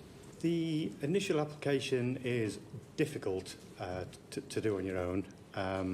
The questions, asking for quite a bit of information that obviously it's 20 years ago, it's hard to get. But the problem I found with a lot of mine, an example is the deterioration of my health was documented in my medical records, fortunately. So I sent that to them, which again they totally ignored. They said they had nothing to do with my health because I had family issues. I know. So, I really don't know. And this is the thing, it's almost like, I think for most of us, we're not believed. It's as though we're making this up. You know, this happened to us, they did this. And they admit it on paper, but when it comes to it, they're not bothered. And in terms of that culture of disbelief from the post office and their attempts to frustrate your ability to get justice for your experiences, Sir Ross Cranston, the independent reviewer of the GLO scheme, told the Horizon Compensatory Advisory Board last November that the historic shortfall scheme was, quote, tainted by the involvement of the post office, end quote. Do you agree with Sir Ross's assessment? I do. There is a difficulty that I've heard from my legal team is that if we stop this, the time's going to then expand. It's going to get longer and longer. Do we stop it, or do we continue with the process? But there's definitely some culture there that is making them do this to us. Thank you, Chair. Andy MacDonald. Thank you, Chair. Tony, first of all, to all of you, we're so sorry to hear about the losses and the damage that all this has caused you. But Tony, you say you went bankrupt shortly after you sold your shop and your post office. But the post office has denied causing you bankruptcy. I heard what you said. I'm trying to get my head around this. They're saying that you actually chose to pay off a mortgage and therefore this was your choice and your fault. You're saying you didn't have that mortgage?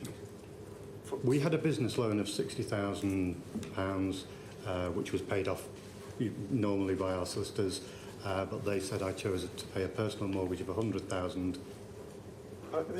So facts are facts, you know. We hear of alternative facts in this day and age, but you know, how is it that the post office will not accept your timeline and your presentation of information about your own finances? Why is that not accepted? You'll be given an explanation. No, we're still on with it at the moment. Hopefully Neil, he's on later, will be able to put a bit more detail into that. But we all have no understanding why. Yeah. And so what's then the direct impact upon your compensation process and the resolution of that? How does that impact upon you? Well, in effective, they won't accept the causation. That could be the end of my claim. Really? But I don't know a way forward. They're not admitting causation, which then they won't admit my health issues. They're saying it's my problem, my fault. Yeah. Okay. But you have been accused of a great personal cost to you. Absolutely. In terms of reputation and relationships. Yeah. And yet there's also a denial that it's caused you in any way, any psychological disorder as well. Absolutely. Is that being denied to you as well? Yeah, my records it's perfect. From the day I was suspended, my health got worse and worse and worse, up to a nervous breakdown. The doctors had put in that the stress of the post office, the stress of the bankruptcy had caused my illness. The post office chose to ignore all of that, and they said that I had family problems, and there was another thing I can't remember the other thing. Oh, they referred to a letter of 12 years later to say that I had bipolar tendencies. Well, people do have pre-existing conditions and they have families. Yeah, I had no pre-existing. You didn't have any pre-existing conditions? None at all. That's just becoming utterly They referred to a letter 12 years later. I'm with you. Right. Okay. So, yeah. I just get the point. But just to press the point, because Sir Ross mentioned the issue of trying to build this, trying to circumvent some of these problems by reference to medical records. Yeah. Your medical records are there and they're being ignored. Have you, in addition, produced any medical evidence by way of a medical legal report that sets out? I've just had one. Just last month. Yeah. Okay. So hopefully, is it your hope that that's actually going to be the platform for? I'm hoping, but the thing is, it shouldn't be. It shouldn't be this way. It shouldn't. They've admitted that I put this money into the system, and they've admitted they were wrong in their contractual obligations. They admitted that I wouldn't have resigned were it not for the horizon shortfalls. That's there in black and white, but they won't admit anything else. And just finally, Chair, the government statements about the forthcoming legislation don't propose any new measures for members of the horizon shortfall scheme. In your view, is that a mistake?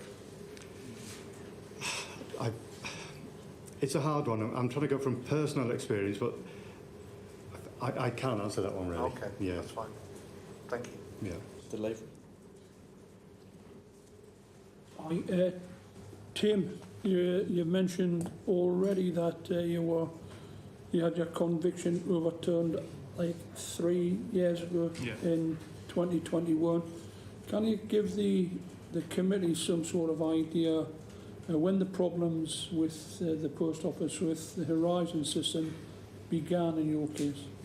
Well, I took over my post office in Roche in 2005, and I was straight into monthly balancing that, and the post office never balanced to zero at any point. Initially, it was small discrepancies where you might be £30 under 1 month or a couple of pounds over another month. So like many postmasters, I had a little pot in the cupboard, so if you were over, you'd take some money out of the post office and keep it aside, because the chances are the next month the system would be asking for that money back. It was a few years later when bigger discrepancies appeared, totaling £1,225,000, which I mistakenly initially tried to pay back myself until I was audited. And the discrepancy at that point was £16,500, which the post office demanded I paid back immediately or I'd be charged with theft. So by selling my car, borrowing money from my parents and the business, I paid that money back to avoid the theft charge, but they then charged me with false accounting. What progress have you made with regard to your claim? I think you mentioned before that it's not like progressing as quickly as it might be. And what challenges? We've heard what both Tony and Alan have said with regard to the challenges. What challenges are you facing yourself with regards to your claim? In fact, I shouldn't say claim. I think Alan was absolutely right before he said it was like financial redress. And I think that's something which we should all learn, that it's not compensation and it should be renamed. It should be financial redress. Yeah, very true. It's so complex because the business that I had was a village shop with a post office and a small fish and chip shop. I bought it alongside with help from my parents, and it was supposed to be inheritance for me and a career going forwards for perhaps the next 40 or 50 years. We've had to evidence every kind of loss that we're claiming for since I was prosecuted and removed from that post office. I didn't just lose the post office salary at that point. I was running the retail business as well, but the rumours and the people I had to deal with locally that were accused of me of being a thief and a fraud meant I couldn't face people, so I stood back from the retail business as well. Also in a small community, many people stopped using the shop because they saw us as fraudsters or thieves, so the business, not just at the post office, the retail and the food side of it suffered greatly as well. We haven't got all of the documents and information from 15 years ago. We've had to have forensic accountants go through my accounts, through the business accounts, through my parents' accounts. I've had to have medical assessments and records and things done. I didn't have any kind of evidence with my GP because although I've since learned that I suffered greatly, I suffer with anxiety and depression and things because of this. That's only been discovered by having a medical report done recently because I kind of kept it to myself and hid myself away from people, didn't go to the GP to seek help. So we've had to build all this. The claim is almost ready to go in now. Whether it will be responded to quickly or not, I don't know. But it's taken me the 3 years to get to this point. We've always been told that we have to go into this amount of detail because, rightly, it's public money that's paying it.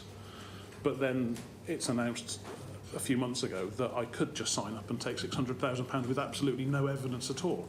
And anyone going forward now that has the conviction quashed can just sign a piece of paper to say they're innocent and walk away with that money. It just seems...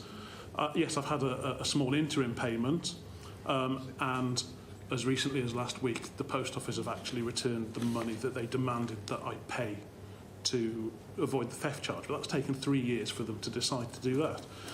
It feels like I get sort of a picking at crumbs from the table, as it were, and it always seems that before there's a large event, whether it's the inquiry restarting or a committee like this, that an announcement is made from government or post office to try and placate us or offer us something that just seems to continue that cycle of waiting. Since 2023, those with overturned convictions have been offered £600,000. Yeah. Do you think that's to settle full and final? Yeah. Do you think that'll speed up the process and what might actually speed up the process? Well, for some people, if people were very close to retirement or perhaps had small losses or not a huge impact on them, if your claim was judged around that or below it, then that would speed that up. But for many people, like myself or other people who suffered perhaps worse, people did prison sentences, people lost loved ones because of this. £600,000 doesn't come perhaps anywhere near to compensating or redressing them. They still have to go through this extended way of doing it and have their claim fully assessed. I don't think this question's being answered any of the hearings we've had. Can I ask you a personal question each of you? What was your salary when you last worked for the Post Office? Mine was just under £20,000 a year because it was a small one-counter retail business. 20? Mine was around about 26,000. Alan? The office remuneration was about 43,000. So basically it's a pittance you're working for. In many ways it could be described as under the living wage. Yeah. Absolutely horrendous. Thank you. Just briefly, very quick one, Tim. In fairness to the Minister, I think I did hear that you could avail yourself of an interim settlement up to £450,000 in circumstances such as yours, where it may be that the sum ultimately due to you is significantly more than £600,000. Has that been explored in your circumstances, or are you aware of people taking up that offer of an interim of 450,000? Well, yeah, that offer is very recent, and that interim payment should come when the claim is submitted, and hopefully mine will be submitted very soon. Of course, that £450,000 is minus any interim or payments that you've already had. Yeah. Which is welcome. You know, yes. The £600,000 is an awful lot of money to most people, as is the £450,000, and that would help me in my situation while the full claim is assessed greatly. But myself, I've got a baby due with my first partner in June this year. I don't want interims or steps. I want to be able to not worry about the post office and not think about it nearly every day. I want to put it behind me and move on with my life. Okay, thank you. Thank you, Chair. I'd appreciate all of your thoughts on this. Whilst you're not with the post office now, I assume you've got friends and former colleagues who still work with the post office, and you yourself still have a relationship with the post office as you go through this process. In your view, has the culture of the post office changed since you were there? No, it feels like they either think we've somehow got away with something, or they don't believe our version of the story.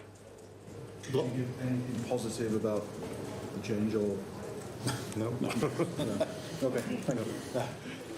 Palsy. Okay. Thank you. My question follows on a little bit from Mr. Higginbottom's.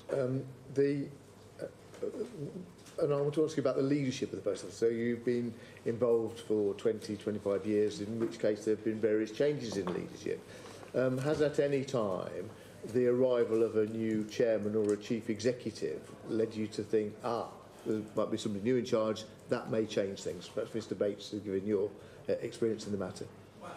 I think over the years I've been dealing with post office, the culture has always been post office. It hasn't changed. It's been the same for donkey's years. It will not change, and you cannot change it. My personal view about post office is it's a dead duck, and it has been for years, and it's going to be a money pit for the taxpayer for years to come, and you should sell it to someone like Amazon for £1, get really good contracts for all the serving sub-postmasters, right. And within a few years you'll have one of the best networks around. It's a very radical proposal, and not one I'm sure that one I'm sure that many of our constituents would be comfortable with, but interesting that it comes from you. So I want to ask you about sort of the more recent leadership. I mean, did Mr. Reid's leadership at any time give you any comfort to think that here's a new guy, he's got a retail background, he's going to get stuck into sorting out these problems for us? With all of us, well, from my perspective and those I've been involved with, it's not about words, it's about deeds. And we've seen no deeds that have changed anything in there. All we hear are these words all the time about, yes, this has changed, yes, we're doing this, yes, we're doing that. But nothing's changed. In the matter of words, we've had this claim by the previous chairman that I think have been pretty substantially refuted, but that the government had told him to delay payments. Do you think there's any truth in that might have happened? It wouldn't surprise me. I don't know factually one way or the other, but I mean, it does seem to be the way things are going. Right, well, we've got Mr. Staunton in front of us later on, and we'll have the opportunity to challenge him on that then. But what perhaps I might ask, perhaps Mr. Brentle and Mr. Downey, when you heard those remarks, what did you think? It makes sense. It makes sense that, things are slow, that they seem to be held up. They go into the machine, they sit there for months and months and months. It does seem that way. Okay, Mr. Brentle? Again, I don't know one way or another. One thing that definitely, for people in my position, seems to cause delay is the layers of people that we have to deal with. I know from talking to my legal team, perhaps they agree something in principle with the post office, who we're dealing with directly, as overturned convictions. They then have to go and get it agreed with the department, and then once that's agreed, maybe knocked back, it then has to go to the Treasury. So there's many layers of government that we're dealing with to get simple processes across the line. And do you think that's because within the post office, and possibly then extending into the department. There's a mistrust of postmasters. That I feel there's definitely a mistrust of what we say, our version of it, even though we've legally been proven right. And Mr. Bates, we've got the Minister in the room with us today, who's stood at the dispatch box in 2 or 3 occasions now and said that he really wants to get the money out to the postmasters. Do you believe him, and B, do you think he's making a difference? What will make a difference is seeing the money coming out, and then I'll be able to believe him in that case. But I mean, the more it's unfair on too many people, this. And it's been going on for far too long. I don't know what can be done to speed it up. You've got to get rid of the bureaucracy in there. You've got to slim down the processes in there. And people are going to have to take other people's words. Interesting, an observation that, from the earlier witnesses was the fact of how much time was spent on someone signing off, finally, an offer. And how little time. One of the big problems I've found with this, or I'm starting to find, is those who are making the decisions about the actual claims or what claims are going to be made do not meet the victims face to face and discuss it with them. It's all done from an ivory tower from someone else and ticking a box, and that's it. Their job's done out the way. And does that lead to a lack of understanding of the position that you and your colleagues face? Yeah, it is. And I can explain that perhaps in a way, hopefully you'll understand. I mean, when we were campaigning for all of this over the years, and people were saying, I've tried to take this up with my MP and all the rest of it, and the problems I'm having, I'd say to them, well, look, don't just write them a letter, don't just phone them, make an appointment, go and see them, tell them face to face what's gone on. And I've heard from many people that what was meant to be a 15 or 20-minute surgery session has turned into a couple of hours because they've been so concerned about what they've heard face to face. And I think that makes a big difference. Pretty sure that my colleagues sitting around this horseshoe would agree with that, if we hear somebody's account on a one-to-one basis, we've got a much better understanding than of something than we receive an email. So just one thing, you suggesting about taking the post office out of the process, but we need information from the post office, don't we? This bit about disclosure, I think we've had some evidence in the previous session that perhaps the post office isn't providing that information as fast as it might. But how would the situation exist without them providing information? They have to be in there, but I take the control of it out of post office. I will put somebody in there, or a team in there, to actually manage them and drive them forward to do it. And the post office premises, yes, and to do that. Investigators of some sort. Of some sort. All right. Give them some real power. Okay. Thanks. Chair, can I just briefly, yeah, Mr. Lavery. It's really interesting what you're saying there, Alan. In my constituency, there wasn't anybody come forward till after the ITV dramatisation, not one. And there's a number come forward since then. But there's also people who are newer, who I didn't realise had been part of the scandal. They've kept it very quiet because they're very shamed in what they were accused of. They paid money back, and I've asked them to come and see us so we can assist them to put claims forward, and they're very, very reluctant. I've been meeting them 3 times, and there's been cancellations, and I just feel as if, on some occasions people are not, under any circumstances, regardless of what happened to them, whether it's the same as what happened to Tim, Tony, or yourself, are just not going to come forward because of they want to draw a line under it, get it put behind them, and not resurrect it again, regardless of how badly they were treated. I think that's a fair assessment, isn't it? It is true. It's happened with many cases, and it's been a real struggle to try and get people to come out of the way. But all we can do is, keep sending the message out, come and speak to some of the friendly legal teams that are involved in this, and they'll look after you and take you through the process. And do come forward, because this is the right time to come forward for anyone. I just want to check a couple of common problems that have been flagged with us. So lots of victims have said to us that when they're asked to apply for redress, it's almost like they've got a blindfold on because they haven't got the information. Often the post office has got the information, but they're having to submit a claim form without that information. Is that a common problem? Well, doubt was always meant to be in favour of the claimant. I'm not sure that's happening. The second issue that's come up a lot is that when an offer is given, it's a bit of a black box as to how that's been worked out, because there's no standard tariffs, for example, calculating reputational damage, and it's really difficult, therefore, to assess whether what's been tabled is in any way fair, because there's no explanation for how the offer's been put together. Is that a problem?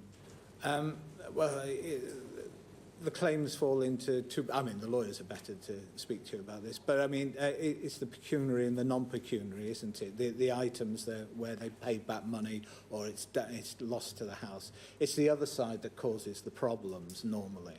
It's the stress, the problems that have caused psychologically to people on all that side, where it's a lot harder for them to take those issues forward. And then we've got this kind of David and Goliath struggle whereby claimants are given maybe £1,200 of legal advice, but you're up against one of the biggest law firms in the country contesting your claims. There's an inequality of arms there when it comes to getting the final claim sorted. I think you're referring to the HSS scheme there in particular. I really haven't had a lot to do with that. I'm just concentrated on the GLO 500. Is that an issue for the GLO scheme as well, though? It's different because there's a different legal fee structure in there as it goes forward. And in fairness, I think the lawyers are dealing with most of the issues along the way. Tony or Tim, anything else to comment on those kind of common problems that have come up? No, I have to say my legal team have done way more than £1,200 worth of work, and they're spot on. Yeah. I did put the application in on my own, and I got no legal assistance until I got an offer. Right. But then it's all been fine. Okay, Tim. Well, yeah, I can't really comment because my claim hasn't gone in yet. I don't know what the reaction to it's going to be. Okay. Mr. Guys, did you want to comment anything else? It is very briefly again, Mr. Brentnell. Obviously, you fight of your life essentially when it came to getting your conviction overturned.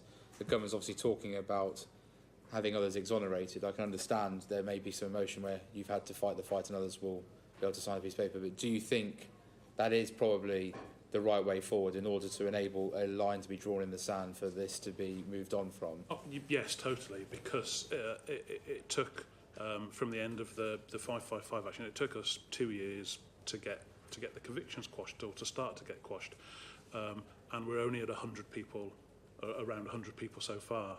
If there's hundreds and hundreds more, it would take years to go through the court. So to legislate it is entirely the right thing to do. My point was the fact that for building my claim, I've had to spend 3 years building it, whereas people who perhaps aren't at that £600,000 level can simply sign and accept it and walk away within days.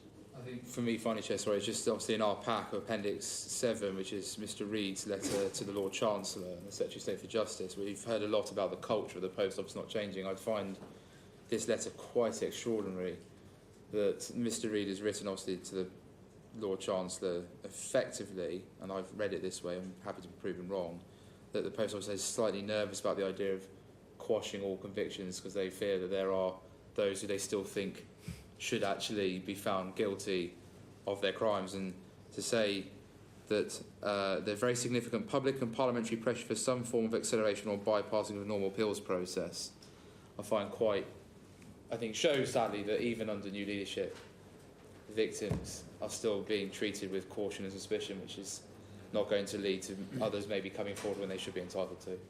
Yeah, well, the old ratio is in our law. Surely it's better that 10 guilty people go free, isn't it, than one innocent person suffers. Totally agree.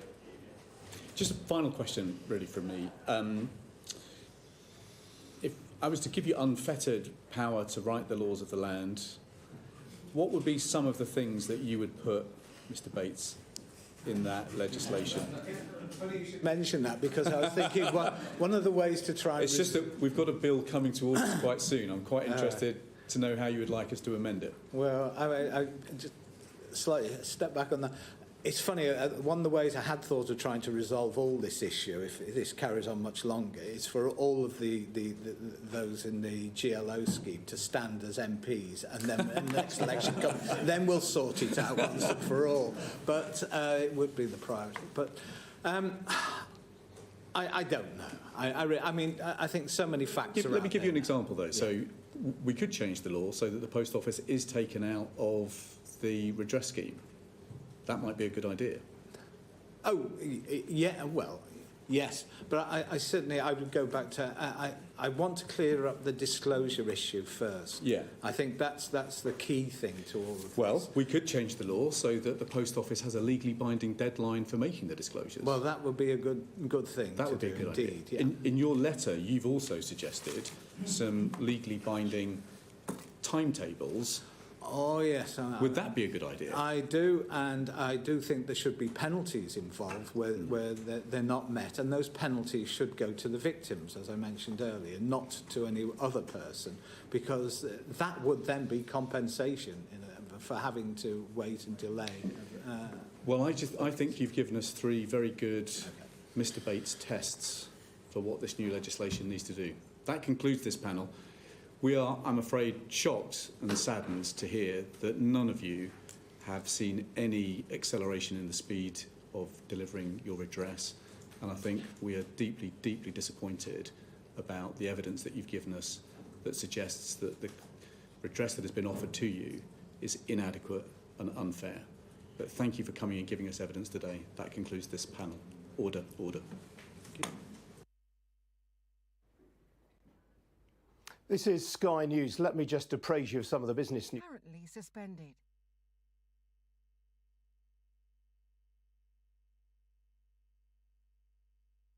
The proceeding is currently suspended.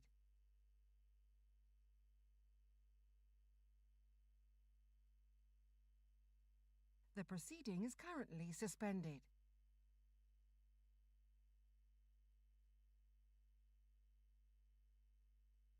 The proceeding is currently suspended.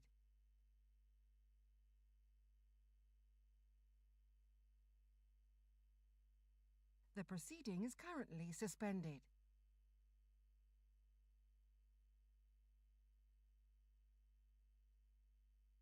The proceeding is currently suspended.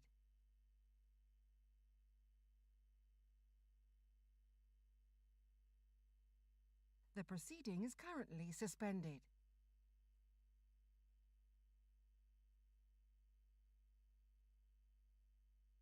The proceeding is currently suspended.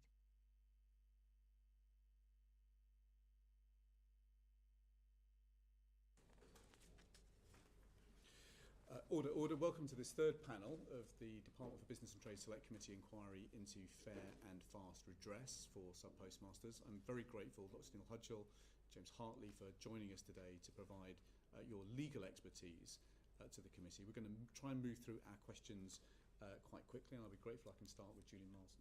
Thank you very much, Chair. So, to both of you, could you outline your role in the Horizon compensation process and describe in broad terms the clients whom you are representing? May I start with Dr. Hudgell, please? Morning. I look after 80 of the overturned conviction clients, including Tim. I look after, well, it's a moving number, but I look after now over 300 clients that are in the shortfall scheme, including Tony. We are active lawyers engaged in the statutory inquiry, and we're also engaged by a number of other clients, particularly in relation to the pre-Horizon period that's now been commonly called the capture days. Thank you. Mr. Hartley. So we Freeths act for 419 postmasters in the GLO scheme, so we are only involved in the GLO scheme, not the other schemes. We were the firm that acted for the 555 in the original High Court proceedings, so we've got to know a lot of these postmasters as we've known them from back in 2015-16. Thank you. Thank you, Chair. You want to come in here? Well, let me start the bowling in that case. We've heard a number of issues about process problems that are slowing the process down and delivering claims, redress offers, which are basically unfair. So we've heard about how people are putting in their application forms not knowing what information the post office has got. Therefore, they're almost blindfold when they're putting the claim in. When the offers come back, we've heard that you've got a box and it's got numbers in, but there's no real explanation for how those numbers have been arrived at. It's almost a bit of a black box. And then this third problem is you've got this inequality of arms where many people simply don't have access to lawyers like yourselves, but they're up against the post office and some of the biggest lawyers in the country. Can you give us a sense as to whether you recognise those problems or whether there are other problems that the committee needs to be concerned about? Dr. Neil Hutchell first. James, start on the GLO scheme and our experience. I think that there definitely are problems with the process and the timescales, which I'm sure we'll come back to. And the offers are framed in the way that you've described, with different heads of claims. So X is offered against that head, Y is offered against another head. Usually we can understand the basis of the offer that comes in the GLO scheme. We can understand the basis of the offer. Okay, yeah. However, that's a very different thing from how the clients perceive and see the offer. And I'm not suggesting that the offers are fair, because I think we've got a bigger problem, I'm afraid to say, than we think in terms of the complex claims and the sizes of the offers and how long it's all going to take. So there's a lot of heads of loss where we are not seeing fair offers. That's a problem. Even more significant, though, is the clients we act for, as we've all heard, are exhausted with the process, they're traumatised by the process, they see too many parallels with this process and this scheme with what actually happened in the enormous battle we had in the High Court. That's not to say that the underlying principles in this scheme are wrong. The legal principles are right. I mean, we talked about the building blocks, evidential building blocks that are required to formulate claims. However, it's not working for these claimants. So it's not working for these claimants. In the sense that it's too legalistic. It involves them seeing an offer letter which, for example, will say, well, we don't offer anything on personal injury, we don't recognise that you've had any kind of condition as a consequence of this. And that's offensive to a lot of postmasters, because they know what they've been through. So there are too many parallels with the original legal scheme. Okay. You'd like to comment on process issues? Yeah, I think in keeping with what Mr. Hartley said, and some of the comments that's come from the panel this morning, there's too much lawyering going on. I think that everything is over-engineered. I equally think that one of the keys to resolving all this is to think creatively in the way that the Minister did with the £600,000 proposal. Because at the heart of all this is the victims and what the victims want. And what the victims want is closure, which means something that's fair to them and doesn't involve a micro-analysis of every item of the claim that's advanced. And I think one of the real problems that we have is that we're being asked to prove things that are self-evident. And I'll give you a tangible example of that. So over the last 3 years, we have submitted into Post Office 100 medical reports that have a common theme about people being traumatised, damaged, suffering from all sorts of psychiatric diagnosis. And it's self-evident that if you've lost your job, lost your home, that you will have those losses. Yet we find, particularly in the HSS, that panels say there's a bit of distress and inconvenience, but there's nothing in your medical records, and therefore there's no medical injury. And anyone who knows anything about personal injury knows in about half the cases, people don't go to the GP when they've got some psychiatric diagnosis. They keep it to themselves. So it's an over-simplistic analysis of things. And I think the other problem with the HSS, and it's not something that can be fixed today, is the damage is done, because over 2,000 cases have been settled without legal advice. Many instances where the application hasn't captured anything like the heads of loss that these people have. And in many instances where a broad brush approach is adopted to cover financial and capital losses that go nowhere near the true picture. So we act for probably the biggest cohort of any HSS claimants, and I can't find at the minute in that cohort an offer that I can sign off without further investigation and interrogation. Not one offer.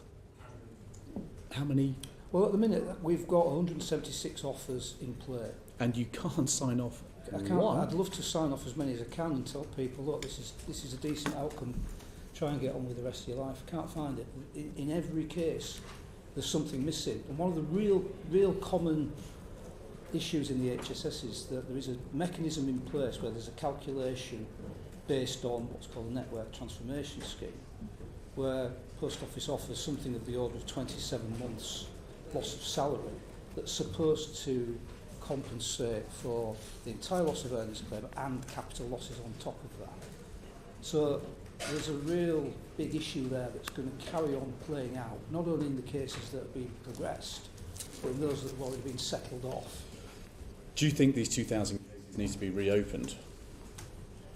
On the analysis of the cases I've got, there are a very significant number of those cases that appear to me to be at least deserving of a proper review. So the cases that we think are closed are not, in fact, closed? Very probably not. Okay. Mr MacDonald? Thanks, Chair. That is really quite staggering to think that cases have been settled, and I've been at this for some time about under-settlement, and we're at risk of doing this at every single stage of it. But just one thing from me, on the self-evident point,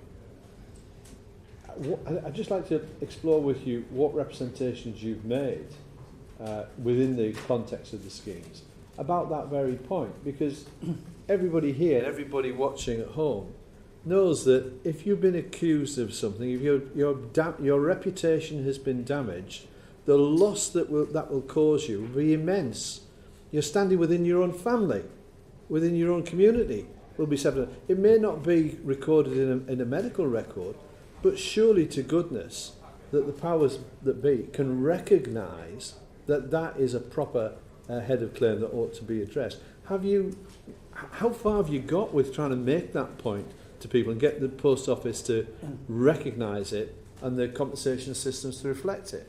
I think the issue isn't necessarily in this room. I mean, I listened to Carl Creswell earlier, and we listened to Simon McAldin shortly, and we have positive collegiate dialogue to try and revise things as we go along. I think the process stymies any form of change, fundamental change. So on individual cases, we can establish where we can establish acute need. The system accelerates. So I had a person who had thoughts of self-harm, and we expedited a medical report that enabled him to receive a six-figure interim payment.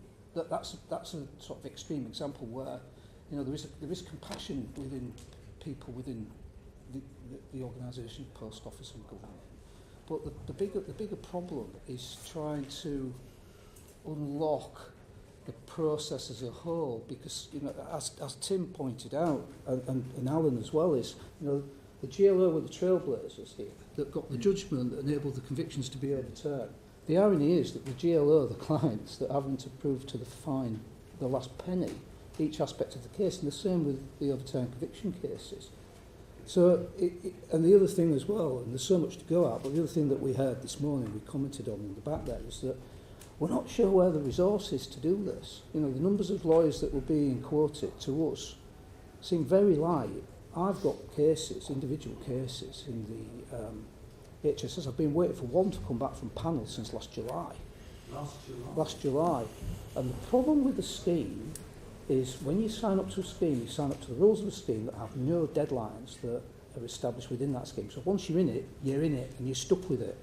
So Tony actually, his case is much longer than he set out this morning, because Tony tried to apply in 2020, was told that the scheme was in fact closed, but then it was reopened. but I've other clients that were in Tony's position that waited 2.5 years for an offer, and these were people with bankruptcy that were at the most complex end of things and probably in the greatest need. So is it your view then that a scheme, however well constructed, especially for those early participants and those who are not represented, runs the very severe risk of people undersettling the true value of their claim because of developing knowledge and increased competencies as the schemes progress? And if that's the case, surely all of those need to be looked at again. It's difficult because, of course, we're so far down the line. To start to unpick things is going to build further delay into things, and ultimately, what these people want is resolution. Absolutely, but full and final settlement, full and fair settlement is what we've been told constantly. How is it consistent if people are going to be in receipt of a settlement figure that is far short of what they are truly entitled to receive? Compensation, as we know, is to put people back in the position that they would have been had the insult not occurred. That's not happening here. Well, you know as a lawyer 30 years that you have schedule loss, counter schedule and discussion. It can happen quickly. It just doesn't happen quickly here. Thank you, Chair. Thank you, Chair. Mr. Hartley, the government has argued that the main constraint on pace for the GLO scheme is the speed at which claimants' lawyers can produce claims. And we've heard in earlier evidence that it's taken perhaps 3 years in some cases to get to the point of being able to submit a claim. Following Alan Bates' evidence earlier, do you have a view on why the Post Office waited to start the process of disclosure until such time as claims had been made, given that they knew exactly who the claimants were likely to be? Yeah, absolutely. If I may, just before I answer that question, just to clarify, to ensure there's no misunderstanding, I think certainly in the GLO scheme, there is no risk of undersettlement because the clients are getting full advice. I think it's the same in the term conviction scheme. So I think that point was limited to the HSS scheme, just in case there was any misunderstanding there.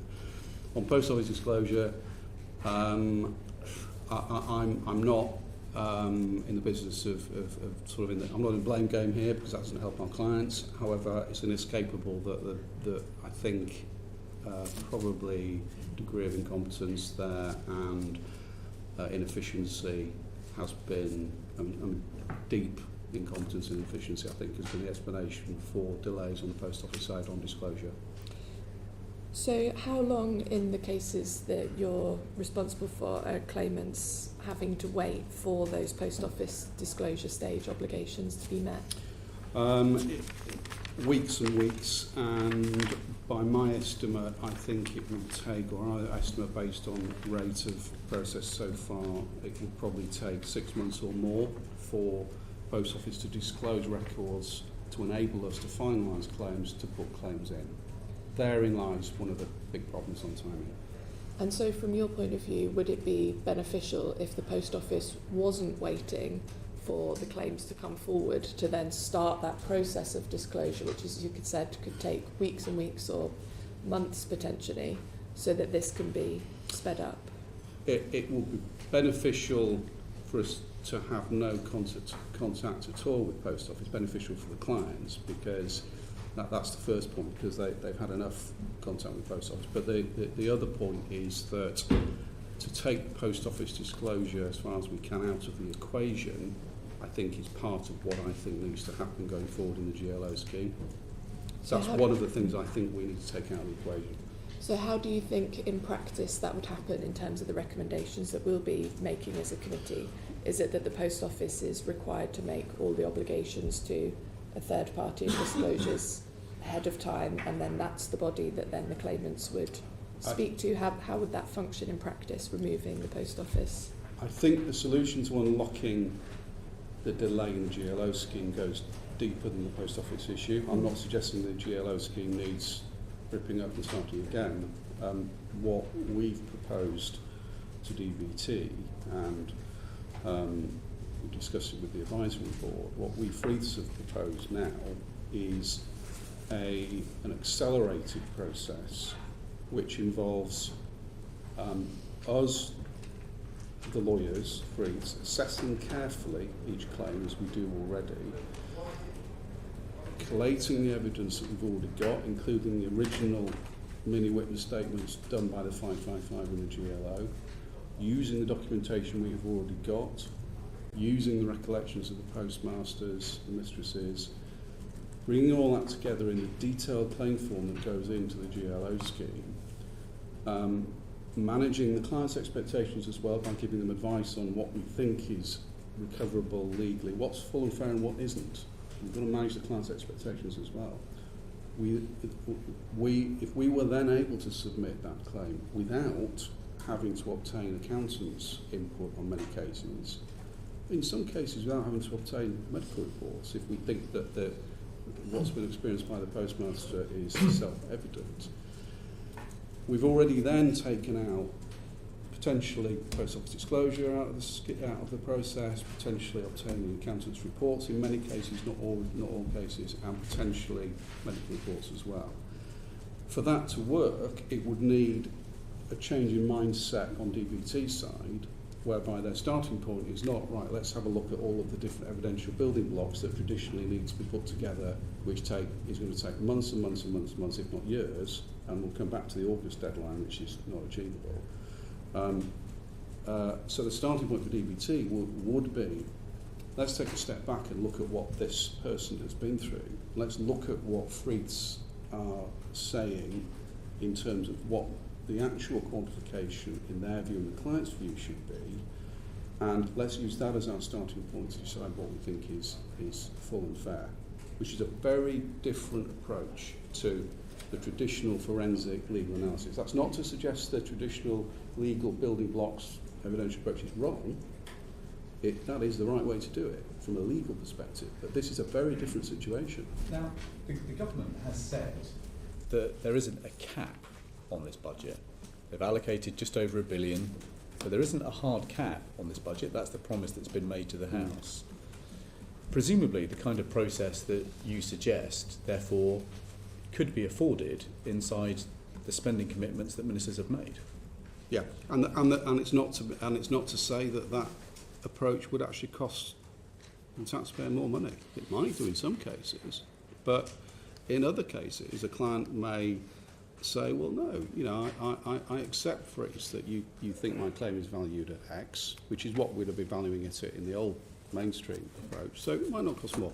I think it would be important to say, though, that this approach wouldn't necessarily work for all cases, so there will be some exceptionally complex cases where there's very significant property losses, loss of earnings, bankruptcy, where we do need input from an accountant. And indeed, we would give the clients the option, if they want to stay on the main track and have all of that traditional evidential building block work done, then that absolutely should be their right. It will take longer, but that would be their right. Okay.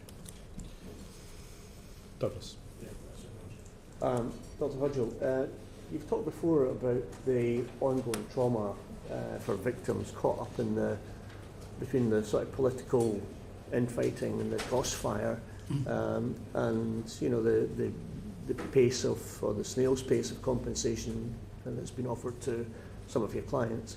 Given the pain and sacrifice that many postmasters have experienced, what difference does the ministerial statement that was made yesterday, what confidence can that give you in terms of there's maybe a change of direction? Is there a change of direction?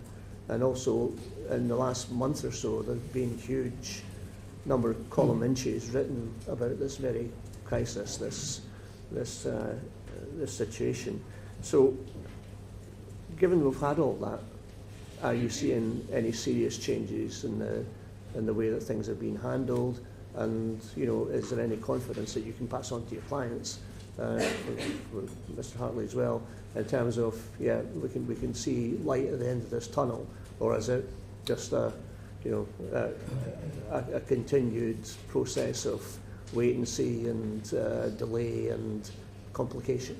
I think the The announcement yesterday was welcome. It essentially followed discussion with claimant lawyers, so the Minister listens, and interim payments will help. But you heard Tim, and Tim's having a baby in June and wants closure. So all these things help to mitigate the bigger problem, and the bigger problem is around the over-engineering, layers of bureaucracy and lack of resource to tackle this. I think just to touch on one other issue, that certainly in the overturned conviction cases, the speed of that is way too slow. But post office have indicated an inability to deal with bigger numbers at this stage.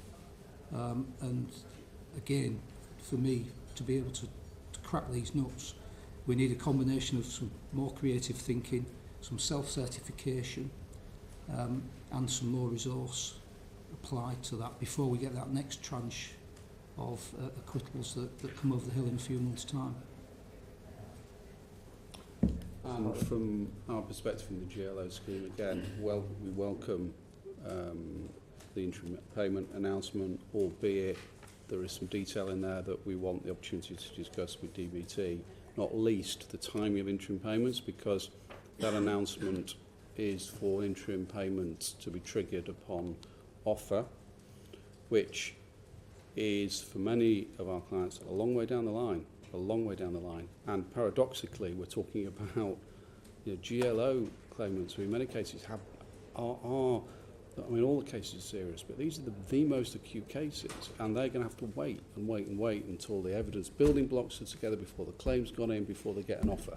Months and months and months. So welcome, but too slow. And I think the other point I would make is that there is a need for something radical in the GLO scheme along the lines I've described for us to make a difference here. Yeah, because the timing through the process complexity is going to get worse, because the statistics we were hearing about in evidence earlier on around the number of claims that have been settled, which is just over 107, they include the £75,000 acceptances, which are the more straightforward ones. And I'm quite sad to have to say that the more complex claims, we only have 2 that have settled from the 12 offers that we have had. So the timing, and again, I stress that's not a criticism of all those involved in this scheme, including DBT. It is a function of the process, and again, I stress it is going to get worse, which is why we need a radical change of approach. I was going to ask, what would creative approach or a radical approach look like? What steps can the government take to speed things along? So I come back to the suggestion that I was outlining earlier on in terms of the, I wouldn't quite put it as self-certification, but that's the point, i.e.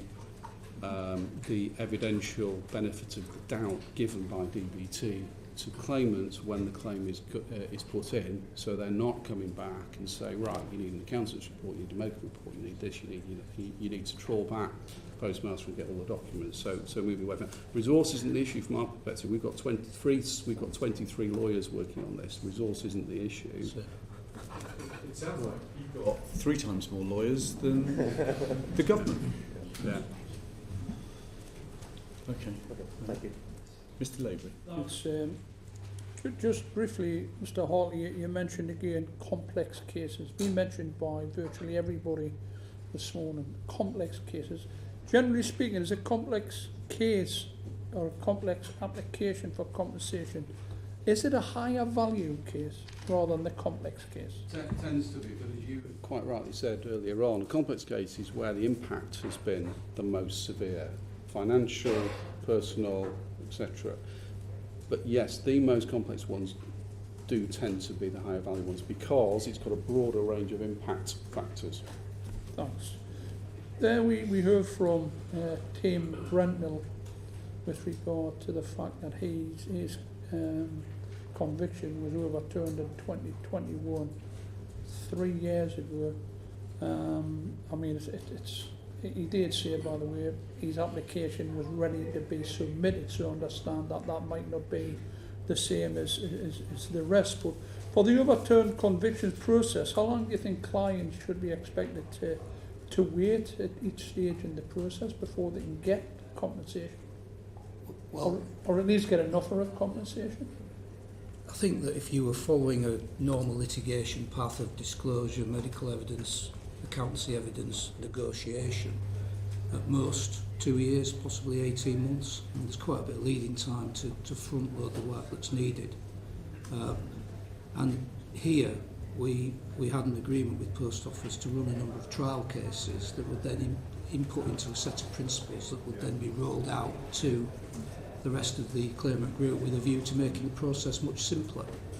But it's been a very painful journey to get from April 2001 to February 2024. What's the blockages, Mr. Hodgel? What's the main blockages from just simply getting compensation into the pockets or the bank accounts of the sub-postmasters? Well, it's been on the drip. So there's initial interim payment, and then the non-pecuniary losses are typically sorted following an early neutral evaluation with Lord Dyson. So most people have had 2 or 3 interim payments, but the real blocker is the amount of time it takes to nudge any significant progress along the line. So correspondence routinely takes a number of months to elicit a reply. And ultimately the claimants retain the sort of nuclear button of issuing High Court proceedings, but these are people that want to issue High Court proceedings for very obvious reasons. And I think that it's like this morning, some of the things that we've heard this morning, I think Tim, Tony and other people in the room will be a little bit annoyed and a little bit enraged, and all those wounds and scars that haven't yet healed reopen more and more. And so it all makes the process incredibly difficult, and one that we have to try and sensitively manage to get to the end. And so 3 years sounds like an inordinate length of time, and it is, and it's unacceptable.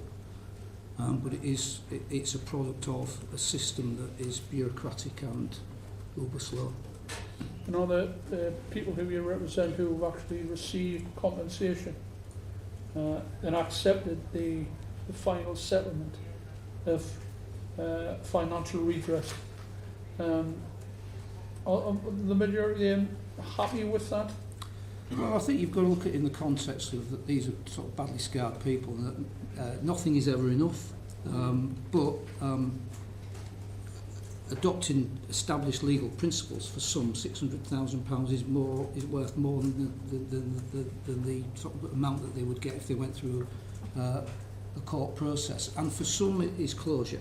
And this is where we get to this whole idea about sort of trying to suck the last penny out against what is that number for somebody to be able to walk away and get on with their lives. So, you know, the sooner we get an offer on the table for the people that are still waiting in the overturned convictions scheme, the sooner we can start to bring closure to some of those people.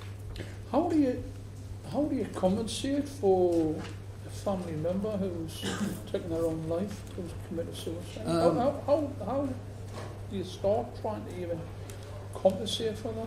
It's horrific. It's horrific to hear it, and we hear it so many times because those people are as proximate to what's gone on as the sub-postmaster in some instances, and every case is unique. I had a chap who went to prison and said, actually I had it a bit easier because my wife had to go out in the community and face the tittle-tattle. And the problem with that, of course, is at the minute there is no mechanism for family members to be compensated. The nearest you can get to it is, in effect, the psychiatric effect of their suffering and how it impacts on the sub-postmaster. But there's a whole cohort of claimants, in the same way this is something else that will no doubt come under the torture scrutiny at some point. There are other victims from pre-2000 under what's classed as the capture period that will no doubt need to be looked at some point, but there are very many other victims that sit outside those that are currently compensatable that perhaps in due course ought to come within focus. Just a final question. There's a whole number, I bet there's hundreds of individuals who weren't employed by the post office, weren't employed by the sub-postmasters, but they were employed, for example, by the news agent where the post office was situated. But their contract with for example, the news agent stated that any shortfall in the accounting procedures for Horizon was to be met by themselves. I know I've met a number of people who were in that position. What compensation scheme, if any, actually covers these people? Well, I have a tangible example of that myself. I have someone that was employed on that basis, obligated to pay the shortfalls. And the scheme has turned down the application even though it's supported by an authority signed by the sub-postmaster. So again, another subclass of victims that have no redress. If I may just add on the family members point very briefly, because we've got the same challenge in the JLA scheme. I think there's absolute lack of clarity over how family members... but that's a perfect example of something that we think needs to be approached with a different starting point, not a legalistic starting point where we've got to scrabble around finding case law to justify a third-party claim, but actually from a fairness and common sense starting point, which is where you were on that. I mean, it's a huge anomaly.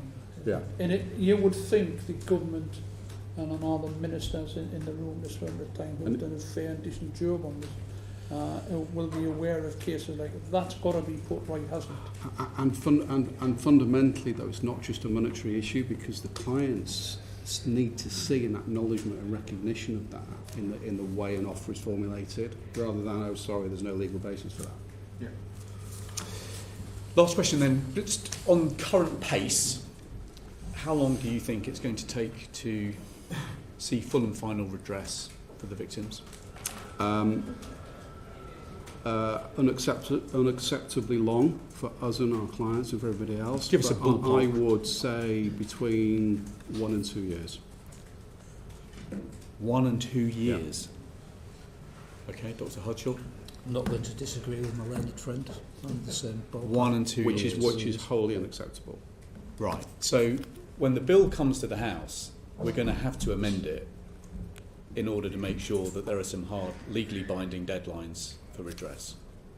Yes, but also the step change, radical change of the type I was referring to before, to make it, because the current process, how many deadlines are put in place, it won't be achievable because of the process. Anything to add?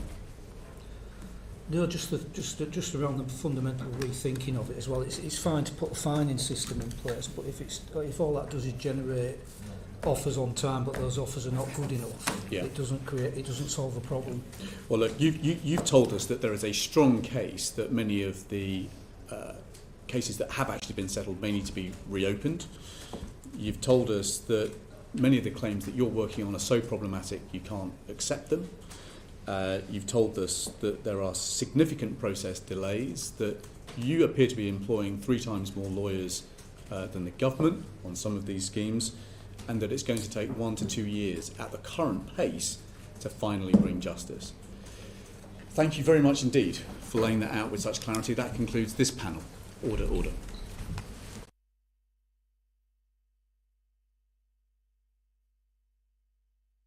The proceeding is currently suspended.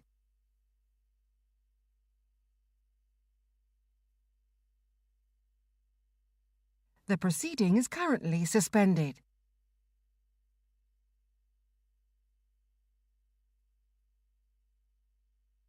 The proceeding is currently suspended.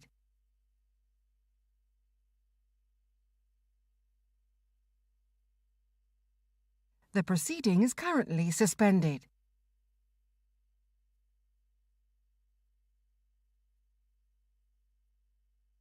The proceeding is currently suspended.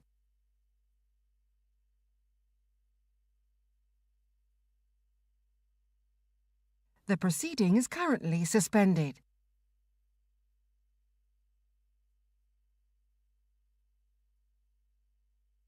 The proceeding is currently suspended.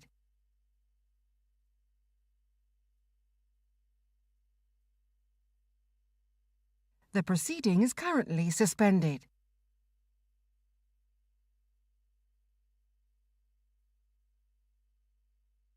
The proceeding is currently suspended.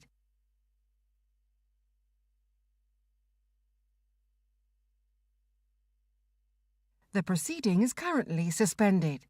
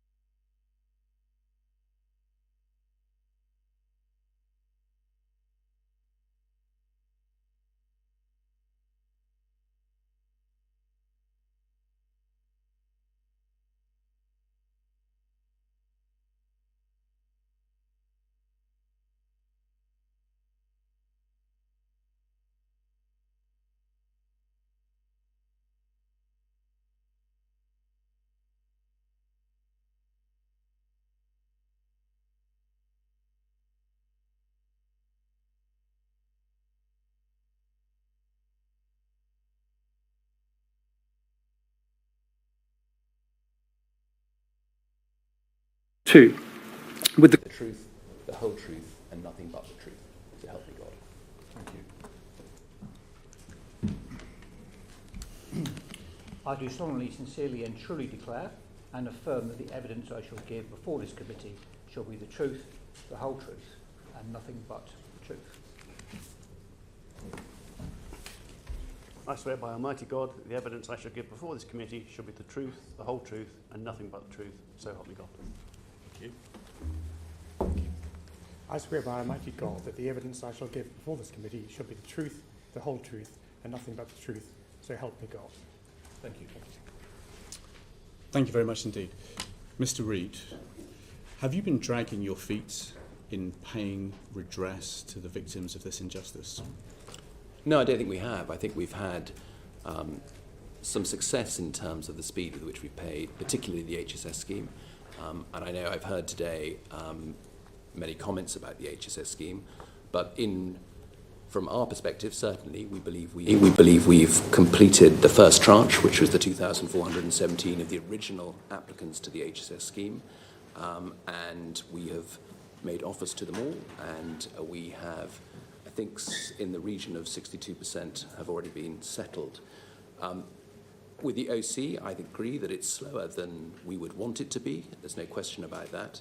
But I'll ask Mr. Recaldin perhaps to bring a bit more colour to that. But it's certainly slower than we would hope. In a moment, I think.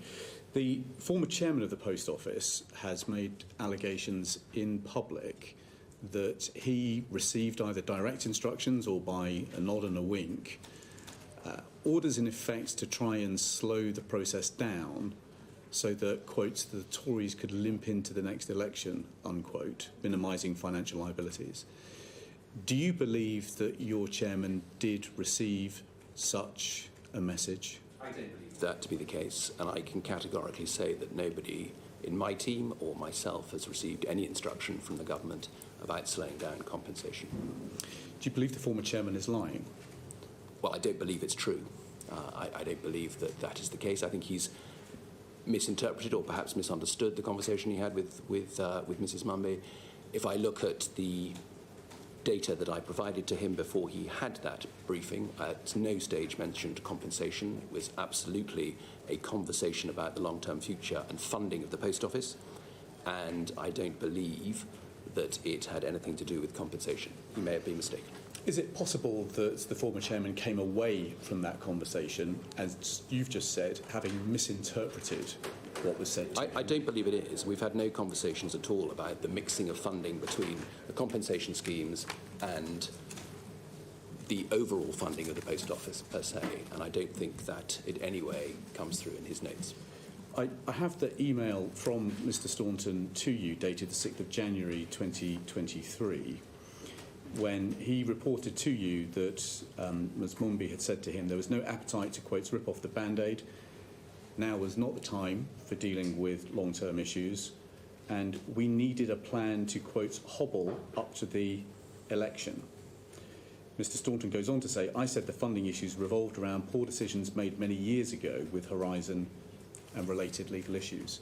So let me ask again, is it possible that the former chairman misinterpreted what the Permanent Secretary told him? It's possible. I mean, you'll have to ask Mr Staunton whether he misinterpreted. I don't believe that to be the case. We've been very, very consistent that compensation, as I said, was not mentioned in the briefing that he received before he went to see Ms Mumby, and I think in the notes that he has suggested, there's no mention of compensation, so I don't believe that to be the case at all. Did the former chairman relay anything else, either verbally or in any other way, to you following that conversation? Not that I recall. Not that you recall? Do you think there may be? No, I don't. I understand where you're going with this. Well, I'm looking for the whole truth. No, I completely understand that, and I don't believe, and I've been quite categoric that that is the case. So you believe that this email that Mr Staunton sent to you is the only communication, the only readout that you had from Mr Staunton about that I believe conversation? That is the case, yes. Okay. In the Secretary of State's letter to me late last week, she points out that she took 4 months to issue a priorities letter to Mr Staunton that was dated on the 29th of June 2023. And in that letter, the Secretary of State says that she told Mr Staunton to, quote, inject pace into delivering compensation for overturned convictions. Have you had any other instructions to, quote, inject pace into the delivery of the other redress schemes? Instructions. I think we're all acutely conscious that the schemes are not as quick as they need to be, and the balance between fairness, redress and managing public money and the level of bureaucracy is not where we want it to be. So how did this letter that was sent to the chairman with these instructions, how did that show up on your desk? How was that translated into targets for you? The chairman's letter, it fulfills sort of a very specific purpose. We have a quarterly shareholder meeting, which is attended by colleagues from the department and colleagues from UKGI, as well as the chairman, myself. And on a quarterly basis, we review, and the start point for that conversation is the priorities letter that the chairman receives on a yearly basis. So it is part of that process. So there was a board-level discussion about this priorities letter? As I say, the letter itself is on a quarterly basis discussed, and so that would have been shared, I'm sure, with, and I can't specifically say, but I'm sure it would have been shared with his board colleagues. I'm sure he would have forwarded it to his board colleagues. He certainly sent a copy to me. So there should be 4 discussions about this over 4 discussions at a yearly basis with the shareholder, with UKGI, with myself and the management team, and he and I would attend that shareholder meeting. So the very striking thing about this letter is what it doesn't say. So this letter does not say that the Post Office is to, quote, inject pace into any of the redress schemes other than the scheme for overturned convictions. So I'm trying to understand, where is the written paper trail from a Secretary of State to a minister to the board of the Post Office that basically says, speed up? I don't think it's a paper trail per se, but those are conversations that obviously I have on a quarterly basis at the shareholder meeting. They will be conversations that I have on a regular basis with the minister, where I meet him on a monthly basis, and we talk about the issues that are going on in the Post Office. The speeding up of compensation is a conversation that we would have on a monthly basis. So I can't see in the board minutes that you've released to us any discussion about a ministerial instruction to speed up the pace in redress schemes. So I come back to the question, have you had written instructions from the department to speed up the processing of redress schemes?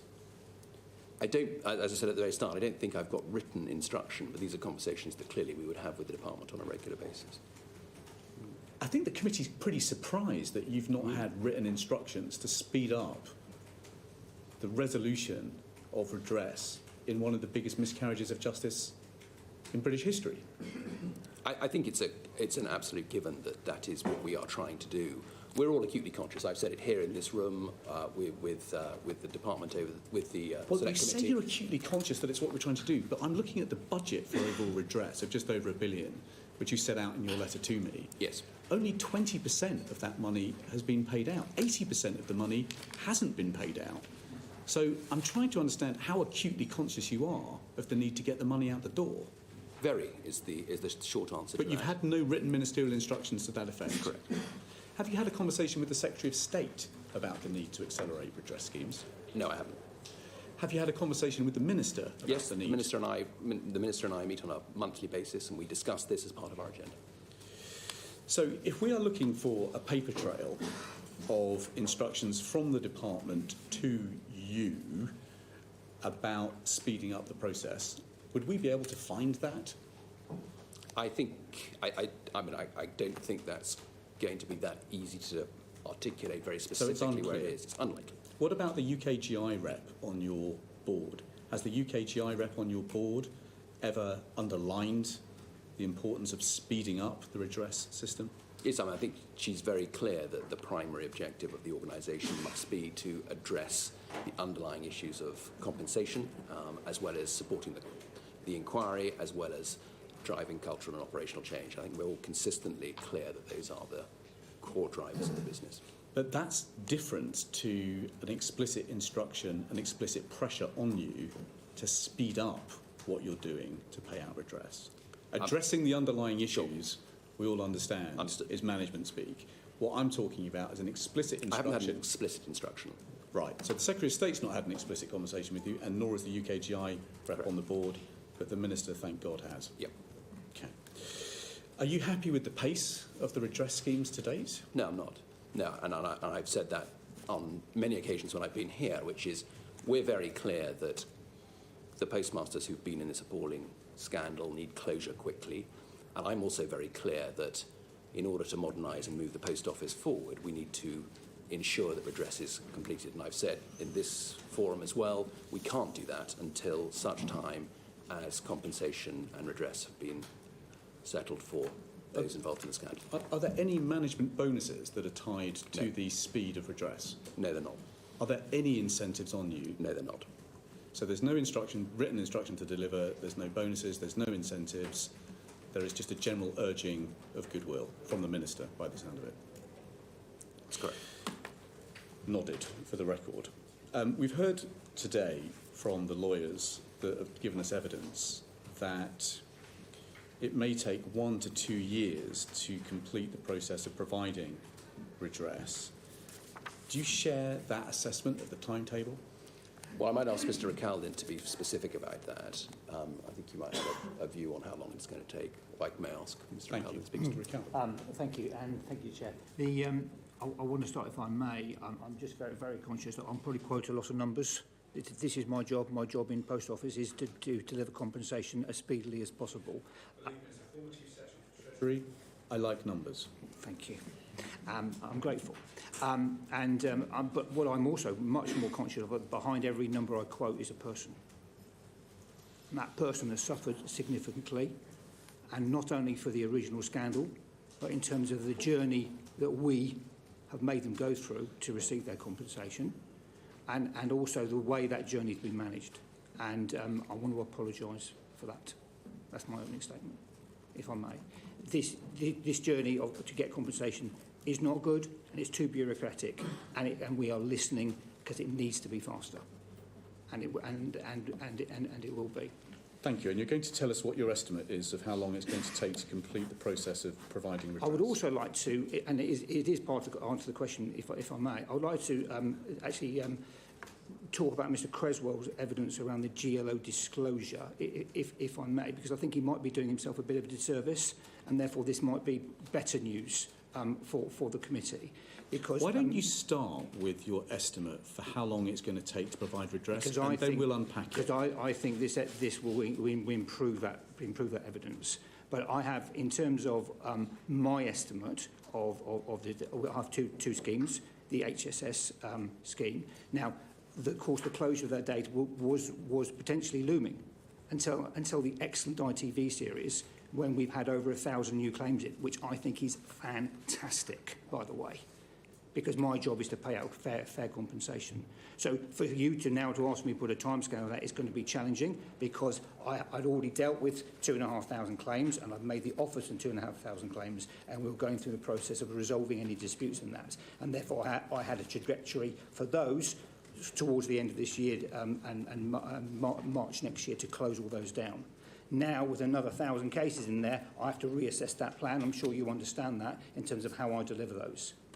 In terms of late applications in the HSS scheme, which were received by the end of September, I'll deliver 95% of those offers by the end of March next year. Okay, but then I've got the new claims coming in, and I think it's very reasonable and sensible for bodies like this to challenge me and put a timescale on those. And I believe that we will put in a target on those of how quickly we'll turn those around. And I see no reason why we can't replicate what they've got in the GLO scheme. So the initial time frame for the HSS scheme was March next year, but now it's going to take a bit longer because you've just got a load of new claims. Correct. Okay. What about the GLO scheme? The GLO scheme, my only responsibility is disclosure. Okay, but what's your guess? Okay. I mean, we've just heard the... Okay, let me put the question this way. I'm not going to guess. We've just heard 45% of the disclosures have not been made. When will those disclosures be made? And that's what I tried to start to answer, Chairman. Because of the excellent idea of putting £75,000 as a minimum payment in the GLO scheme, the knock-on effect of that is less disclosure has to be made. So in my work stack of disclosure, I can now take some of those out, which makes that 55% more. And what we'll find, and I'm happy to share this when we've actually done the numbers when I get back to the office, I'm happy to share that with the select committee. You haven't brought those numbers here? Well, because 55% was last week, and now Freeth and DBT have supplied us. In your work stack, Mr. Recaldin, we don't need disclosure on these cases. Mm-hmm. So I can now discount those, and I believe now that 55% is actually nearer 64%. 64%, which will hopefully help in terms of the Minister's ambition to deliver this office out by the 7th of August. Okay, so for the remaining cases, any view about how long it will take to issue disclosures? Because we've now reduced the numbers of disclosures required, my original plan that was set for July to complete disclosure in July will now move to the left. I don't know by how long, because I'm redoing that plan as we speak. It's live, because we've only just been told how many of that cohort will be taken out by the excellent idea about £75,000. Are we likely to have the GLO scheme concluded then by early August? In terms of disclosure? No, in terms of all done and dusted. You'll have to ask the government and well, I did, and they were unclear. I am responsible for disclosure. I'll absolutely provide disclosure in a timely fashion as I've laid out. Okay. Mr. Pawson. Thank you, Chair. Mr. Reid, you appeared before the committee on the 20th of June, and you were challenged at that time by the chairman about the overpayment of bonuses to board members. Can we take it that that matter's been entirely dealt with now? It has been. And in your evidence then, you mentioned on many occasions about that you were unable to move on as a post office until such time as we've addressed the issues of the past. So correct. The chairman has challenged you about written instructions from the ministers or from the department, but as a management team, you've got your own imperative to get this business sorted, and yet we still hear there are 2 years to do that. Why is it taking so long? It's immensely frustrating, and I agree with you, and it's stressful and distressing for those victims as well. Clearly, it's extraordinarily complex. I think Mr. Recaldin's just pointed out we've had 3,560 claimants who've come forward, applicants, and now we've had an additional tranche that have come forward as a consequence of the drama. So it is difficult. There's no question about that. There are multiple schemes. There's no question that is complicated. And I'm very, very acutely aware that there is an issue of trust associated with the post office, and we have to inject into the schemes some independence to give people some confidence that actually this process is independent and independently managed, so that this level of trust can in some way be mitigated. That's the reason it's taking so long.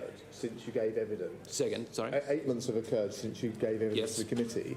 And as far as we can see, not a great deal has happened apart from a TV documentary. Well, I would challenge that. I think we finished the HSS scheme. We've obviously started the ACC. I think the Secretary of State introduction in the autumn of the £600,000 option for overturned convictions, as well as today. I think there is movement, and I would challenge your view that nothing has happened since then. And addressing the issues of the past is also about the relationship between the Post Office and postmasters. Existing postmasters, or? Well, existing and former postmasters. Right. But we heard evidence, and you were in the room at the time, where there still remains what I would describe as a toxic culture, a complete lack of trust, institutional mistrust between the organisation and postmasters. What are you doing to address that? I was disappointed to hear that. No question about that. And I think I would probably point to a data point, which would be we do an annual survey in the autumn with our postmasters, and the scores around support and rebuilding the relationship have improved markedly as a consequence of the work that we've been doing in the organisation itself.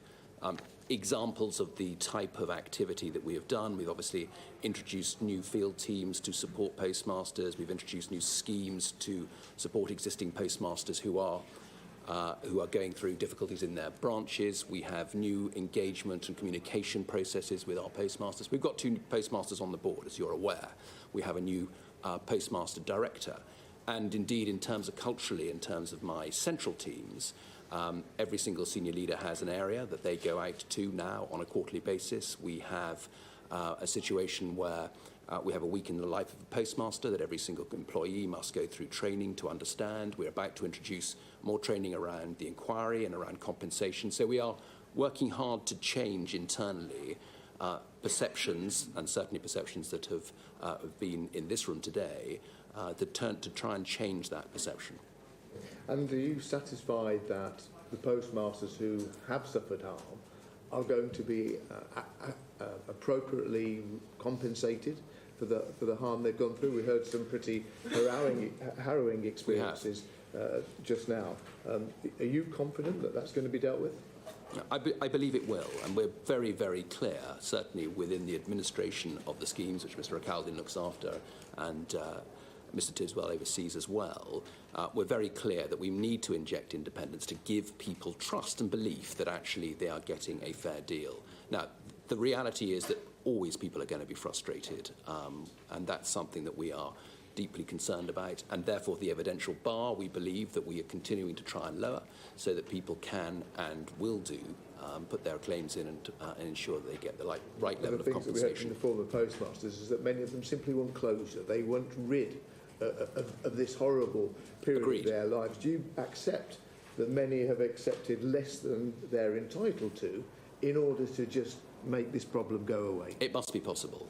I agree with you, Mr. Pawsey. I've met with many of the victims. Myself and Mr. O'Caldin do this regularly and have done, and it's very harrowing. We understand the trauma that people are experiencing. We do understand the difficulties that many, many of our victims have gone through, and that is very, very challenging. And how might those people be more accurately compensated, Mr. Reid? What, those who have, well... Those who have accepted less than they're entitled to. We're very keen and have had this conversation with government around an appeals process. We recognise that certainly when we initiated the scheme at the very start, there may well have been bureaucratic delays and problems with the scheme, and so we do want to have an appeals process. We do think that is the right way to go forward. Thanks, Chair. I'm just looking at some of the statistics, and please correct me if I've got these wrong. I think we're just going to pause to take a short break. We are across the... Is 233 million. The public stats are that about 98 million has been paid out. That's only just over 40% of the budget. This is the historical shortfall scheme? Yeah. Yeah, just about 100 million has been paid out. On the GLO scheme, I don't think we know what the budget is. It's certainly not disclosed. About 127 million has been paid out. On the and that they understand the trauma scheme, of this. That's 4% of the 780 million budget. If we put these numbers together and we compare it to the 1.2 billion that you wrote to me about earlier in the year, the best case scenario is that perhaps 40% of the budget for redress has been paid out. Correct. You can't be satisfied with that level. No, I'm not satisfied with that. And I think that the core driver is the number of overturned conviction victims who have not come forward, who we anticipated would come forward, but have not come forward. And that is at the root of the stats that you've just described. And what is the position on the pre-Horizon cases, the capture cases? Are you anticipating further claims to come from problems with the capture system? I'll let Mr. O'Callaghan go into the detail of this. We're very thankful for Kevin James coming forward with his 8 particular victims of the capture system. We've obviously spent the last 5 weeks working hard on it, but I think Mr. O'Callaghan will give you some detail and some numbers behind what we think we've discovered that occurred between 1992 and the launch of the Horizon system, and the number of individuals who may well have been involved in capture. It's still a work in progress, but we will give you a very clear breakdown of those numbers, and it's in excess of 1,000. Thank you, Chair. I concur with Nick Reed's commentary about Kevin Jones. I'd like to put on record our thanks to Kevin Jones for bringing this matter to our attention. There are 8 cases that we have been brought to our attention that alleged issues with this capture system. And more concerning in there is evidence from the individuals that 4 of those 8 actually included convictions.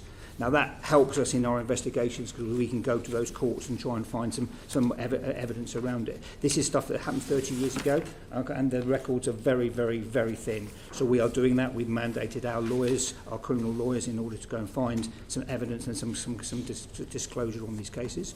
We know from our records that that the capture system, it was a floppy disk effectively. It wasn't networked, so it wasn't connected or anything. It was a glorified spreadsheet that helped postmasters settle every week, and it did that job. We also recognised that there were issues with it because we've seen correspondence. Again, thankfully grateful to Kevin Jones MP for the supply of this. There's evidence the Post Office wrote out to postmasters who used it to say, by the way, we got that coding a bit wrong, and therefore there might be an issue. Please reboot, etc., etc. So there are errors in the system. So there may be further cases that emerge. There may be. So this is where we're in the investigatory stage, and it's important that we know the facts around this, and we're well into that, and we will conclude. So we haven't concluded yet whether there's any detriment, but obviously, if any detriment has occurred as a result of capture, then obviously we need to do the right thing. And you're happy to update the committee with your discoveries. Okay, thank you.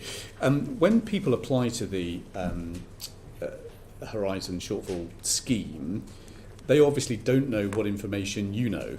So in a sense, they're applying blindfold. Do you think that is a problem? Do I think that's a problem?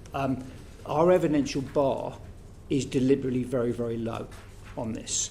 So what that means is basically if the postmaster says something happened, it happened. Now, do we look for evidence? Yes, we do look for evidence. But if we can't find evidence, we take the evidence as their statement. That's pretty clear in terms of our principles. Okay. And you ask people to fill in this 14-page form, which I've read, which is very complicated. You've read this form? Yes. Do you think it is simple enough? No. What are you planning to do to simplify it? So, and this is very much part of our proposal that we pulled together. I think there are a number of issues, if I may, with the age. I think firstly is the clumsiness and the bureaucratic and the legalese in that application form, and in particular at the time it was issued. And if you think about the age profile of the people it was also issued to as well, I think there are some challenges around that. People had to print things off and sign things and rescan them and send them back. I think that process can be challenged. I think it should be challenged. I think there is, Mr. Hudgell has already put this very, very well around the fact that legal representation is only offered at the point of offer, as opposed to help fill in that form. What does that mean in terms of fair compensation? Don't know what that means. And Sir Wynne has picked up, and the inquiry has picked that up as well. I also think there's an issue potentially around the issue of consequential loss guidance after the issuance of the scheme. So a number of things that it's right to look at and challenge. And at the end of the 2,417 originally cohort, it's right to assure what you've done. And that's exactly what Post Office have done. I mean, that's quite a self-critique. When did these revelations dawn on you? So because we're listening. We are listening to people like you. We are listening to the advisory board. We're listening to the minister. We're listening to the postmasters. And therefore, based on those issues, we are recommending back that there should be an appeals process around this. And the advisory board are supportive of that. This is an example of an offer letter, and it's got a box on page 2 that sets out quite a simple table, which are the different heads of loss. If somebody is presented with these numbers, I don't think there's any real explanation of how those numbers were arrived at. Do you think that's fair? Well, I think if they receive an offer letter, then they're absolutely entitled to appropriate legal advice. And by the way, it's not limited to £1,200. It's reasonable legal fees, by the way. And I think they're absolutely right. What's the cap on reasonable legal fees? There is whatever is reasonable. It's not £1,200. It's not £1,200. It was £1,200, and because we're listening, that changed. When did that change, Mr. Forgive me, I can't recall, but I'm happy to provide that. Was but it has changed. This year, last year? Certainly since I've been at the Post Office, which was from 2022. Mr. McDonald, did you want to just interrogate that? Point, let's get this right, because we've had evidence that it was £1,200 out those fees. We need to have clarity here. We can't have it. So it was £1,200, and we made it very clear that we changed it to reasonable fees, and we've put it on the website and we've communicated that. But on the issue of the low bar, if I may, Chair, please. Yes. You've introduced that as a concept. We've heard evidence from witness after witness to say that it's anything other than a low bar. You had one of our postmasters who was allegedly had used monies to pay off a mortgage that the post office had quite invented. Yeah. How is that a chaining the low bar? Or to provide, that we heard from Dr. Hudgell, that there are self-evident issues. If this has happened to you, your reputation is down the toilet. You don't need to have that bottomed down. You know that that's happened. Yeah. How is that consistent with you telling this committee that there is a low bar? Yeah. And I'm very, very sorry to hear that feedback, and we are listening. What I would say, and this is not defensive, please do not take this as defensive. It's not meant to be. It's a process, and the process might be wrong, but all these decisions in HSS have been made by an independent panel. So the point around causation of bankruptcy, that is not a post office decision. That decision has been made by an independent panel of KCs looking at what they have been presented. And I encourage Mr. Hudgell to bring whatever he can, including witness statements, for panel to reconsider that position. This is an independent panel made the call. Would you mind, at your convenience, letting the committee know when this cap on legal aid was taken off? Because of course. I haven't heard any sub-postmasters that are aware of it. What I have heard is sub-postmasters tell me that they're fighting against Herbert Smith Greenhill, one of the biggest law firms in the country, in an inequality of arms that they are unlikely to win. Now, this raises the question that if we look at claims that were settled between 2020 and 2022, I think at that stage it wasn't clear that people could take 80% of the offer and continue to... That is correct, Chair. That is correct. Does that mean that claims settled between 2020 and 2022 need to be re-examined? Well, if they're settled, then they're... Because they settled, because yes. often they couldn't afford to fight on. Obviously, since then, they were able to take 80% of the claim in order to put food on the table. That's very good reason why there should be an appeals process, correct. Right, so we may need to relook at these claims. Correct. If they feel they have an effect, because they have settled, if they feel, some of them with legal advisors, most of them without, if they feel they have not had a fair outcome absolutely our recommendation, which the advisory board have made to the Minister, and the Minister recognised that in the House the other day, then it's for an appeals process. At the moment, there's no standard tariff for calculating things like reputational damage or distress and inconvenience.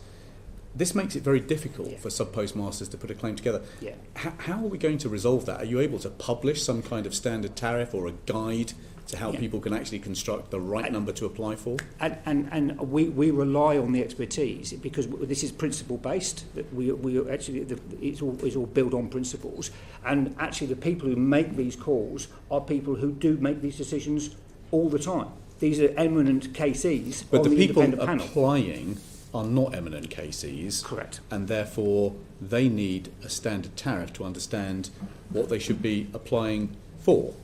I would, that's fine, and I understand that. What we don't want is a tariff to be restrictive in any way.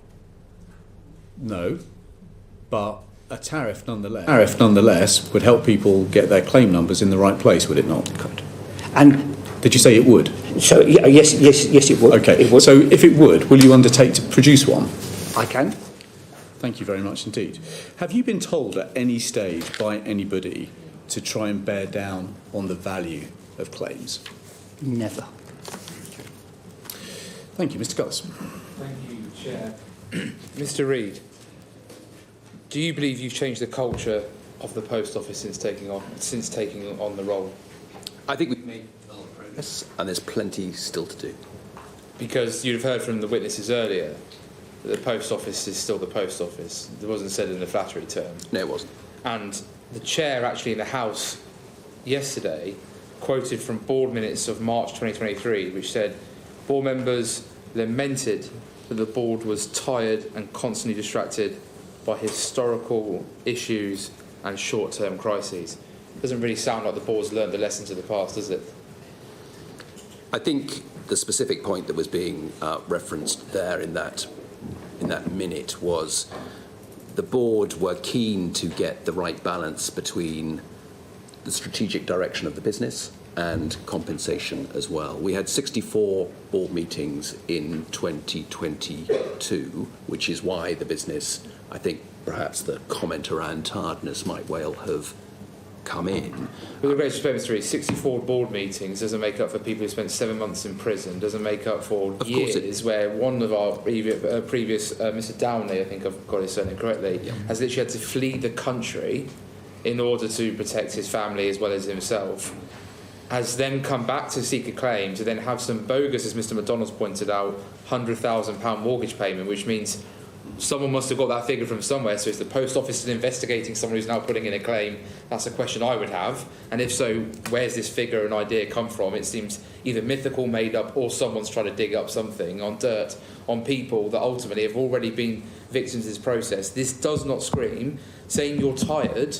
I don't care if it's 64 board meetings. I suspect it would have been 364 board meetings in a year. Maybe give yourself Christmas Day off as a treat in order to actually come up to getting answers to these people who have suffered more than they should have and are still waiting, as the chair's pointed out, for some form of redress, which is absolutely, by the way, what we should all be calling it from now on, no longer compensation, as Mr. Bates rightly pointed out.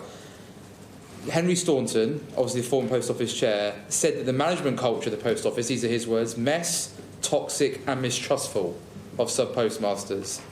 Were his remarks accurate in that regard? No, I don't believe they are. And why do you disagree with him on this point? Because I think we've made a lot of progress, certainly since 2019, to try and change the culture of the organisation. Don't get me wrong, this is a scandal that's gone on for 25 years. There was an enormous amount to change, and it won't be changed overnight. But we've made progress, and we've made progress because postmasters have told us we've made progress, existing postmasters in the network today, and I think we've made progress, as can be seen from the performance of the network and our postmasters during the crisis of COVID, and indeed as we've come out of that as well. I think there's no question about the Post Office and its role in the infrastructure of our country, no question at all. On mistrust, you were advised by an external legal advisor, Nick Vamos, that the vast majority of convicted people are, among other things, quote, guilty as charged and were, quote again, safely convicted. Why did he write this letter to you? Why did he write this letter to you? we did a number of things 18 months ago when we realised that, and it's important that I set the record straight here, 18 months ago we were struggling to understand why postmasters weren't coming forward. We had a trace system, we'd involved the CCRC, we'd written out to postmasters, we would express the real desire for people to come forward. And 18 months ago we asked Peters and Peters and two eminent KCs to do a desktop exercise and say, is there any way that we can proactively and preemptively go out to victims and say, do you know what, we're not going to stand in your way, we're going to ensure that your conviction is overturned, we do not need to stand in the way. I think you'd appreciate, Mr. Reid, that the reason people mistrust the Post Office is because they've been privately convicted. They've had, obviously, spurious claims made against them of where money's gone. They themselves have funded the shortfalls in many cases, leading them to bankruptcy. And then the Post Office themselves have then admitted to losing the money, as you confessed the last time you were before us, since 2005. We don't know where that money's gone. Could well have gone towards bonuses of board executives. And then, on top of that, the idea that people are having to spend years fighting to get convictions overturned and then years to get the paperwork in process, as the Chair's pointed out, through some of these forms. I don't blame people for not coming forward. Because when I read letters like this, where Nick Vamos is writing to you saying, guilty as charged, and then let's go to your letter to the Secretary of State for Justice, the Lord Chancellor, Alex Chalk, where you've called, drawing the attention to what you call a significant, that's a direct quote, number of prosecutions that, quote, raises acute political, judicial and communications challenges against bypassing the normal appeals process. It feels like, reading that letter, you're lobbying the government, and I'm happy for you to correct the record wrong, you're lobbying the government to not go through with this legislation in order to give people get rid of convictions, because I can't read that letter any other way. I'd be interested to get Mr. McDonald, because I'm not a legal expert, I'm sure Mr. McDonald's got an opinion on it as well. But why on earth, if that's not your intention, I'm sure you're about to lay out, would you send this letter to the Lord Chancellor? I have an obligation to ensure that when decisions are being made by the government, they're being made with the full information, and that is the full information that we have, the evidence that we have, and the work that we've done. Mr. Vamos was very clear. I'm not a lawyer, but I could see that this was of significant note, and it was important that the Ministry of Justice had that information. I was very clear in that letter, and you can read the letter. I was very clear that we are making no value judgments here, and I've been very clear when I've been here. I want people to get through this process, and if mass exoneration is the right thing, then let's make sure that we get the right legislation in place to deliver mass exoneration. And it's no. They just sent it to you off their own back. It did. It was unsolicited. It came from arrived in the post it did. one day. It did. And Mr. Vamos, I know, is quite happy to come and explain that, to write to the department as to why he did that. But as I say, but in your letter, why did you say we would be bound to oppose an appeal? Because in the Hamilton judgment, we have an obligation to the courts not to concede unless the Hamilton principles are involved in it. Mr. Tiswell is better placed as a lawyer to explain the detail, but it's very clear that that is an obligation that we have. And when this letter arrived, I'm also very clear that it is of significance, and it was important, therefore, that the Ministry of Justice were aware of that. So you wrote. But if I go back, if I may, Mr. Van, if I go back, we shared this information with the advisory board back in July and again in September, and with the department. So this is not sort of new information that's just emerged. No, I think people are surprised by the way you put it. I see. Okay, I understand. But your answer to us today is that you were following a court-sanctioned judgment when you said we are bound to oppose an appeal. Mr. Banks, continue. Thank you, Chair. Mr. Tidswell, we heard from Mr. Cresswell earlier on that you had made a phone call to him about Henry Staunton as Chair, and that allegedly in that phone conversation, I'll let you clarify the record, you had said that there were board members willing to go if Mr. Staunton remained in place. Is that an accurate representation of the phone call that you had with Mr. Cresswell? Yes, I spoke with Mr. Cresswell, and I explained to him, excuse me, concerns that I had heard from board members and from senior executives about Mr. Staunton's behaviour, and I passed that information on to him as the senior independent director of the company. And so you'd understand that there would be hard to understand how the post office culture has changed if its chairman is engaging in such behaviour that you have felt the need to contact Mr. Cresswell to say, board members on the verge of quitting if Mr Staunton remains in his position as chair? Well, I think it's the other way round. I think I completely disagree with that. I think it's the other way round, which is that if somebody, no matter how senior they are, is misbehaving or not behaving in a way that's consistent with their role, then that will be dealt with. And the post office is big enough to be able to deal with that. It's highly unfortunate.